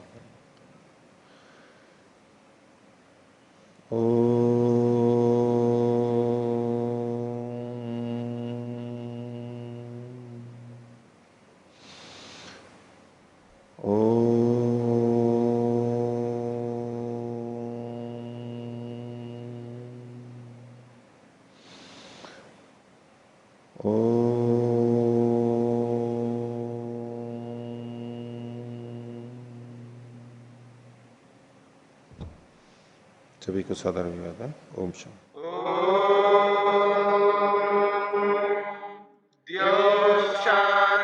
शांतिरंतरिक्षं शांति पृथिवी शांतिरापः शांतिरोषधयः शांतिः वनस्पतयः शांतिर्विश्वे देवा शांतिर्ब्रह्म शांति सर्वं शांति शांतिरेव शांति क्षमा शांतिरेधि।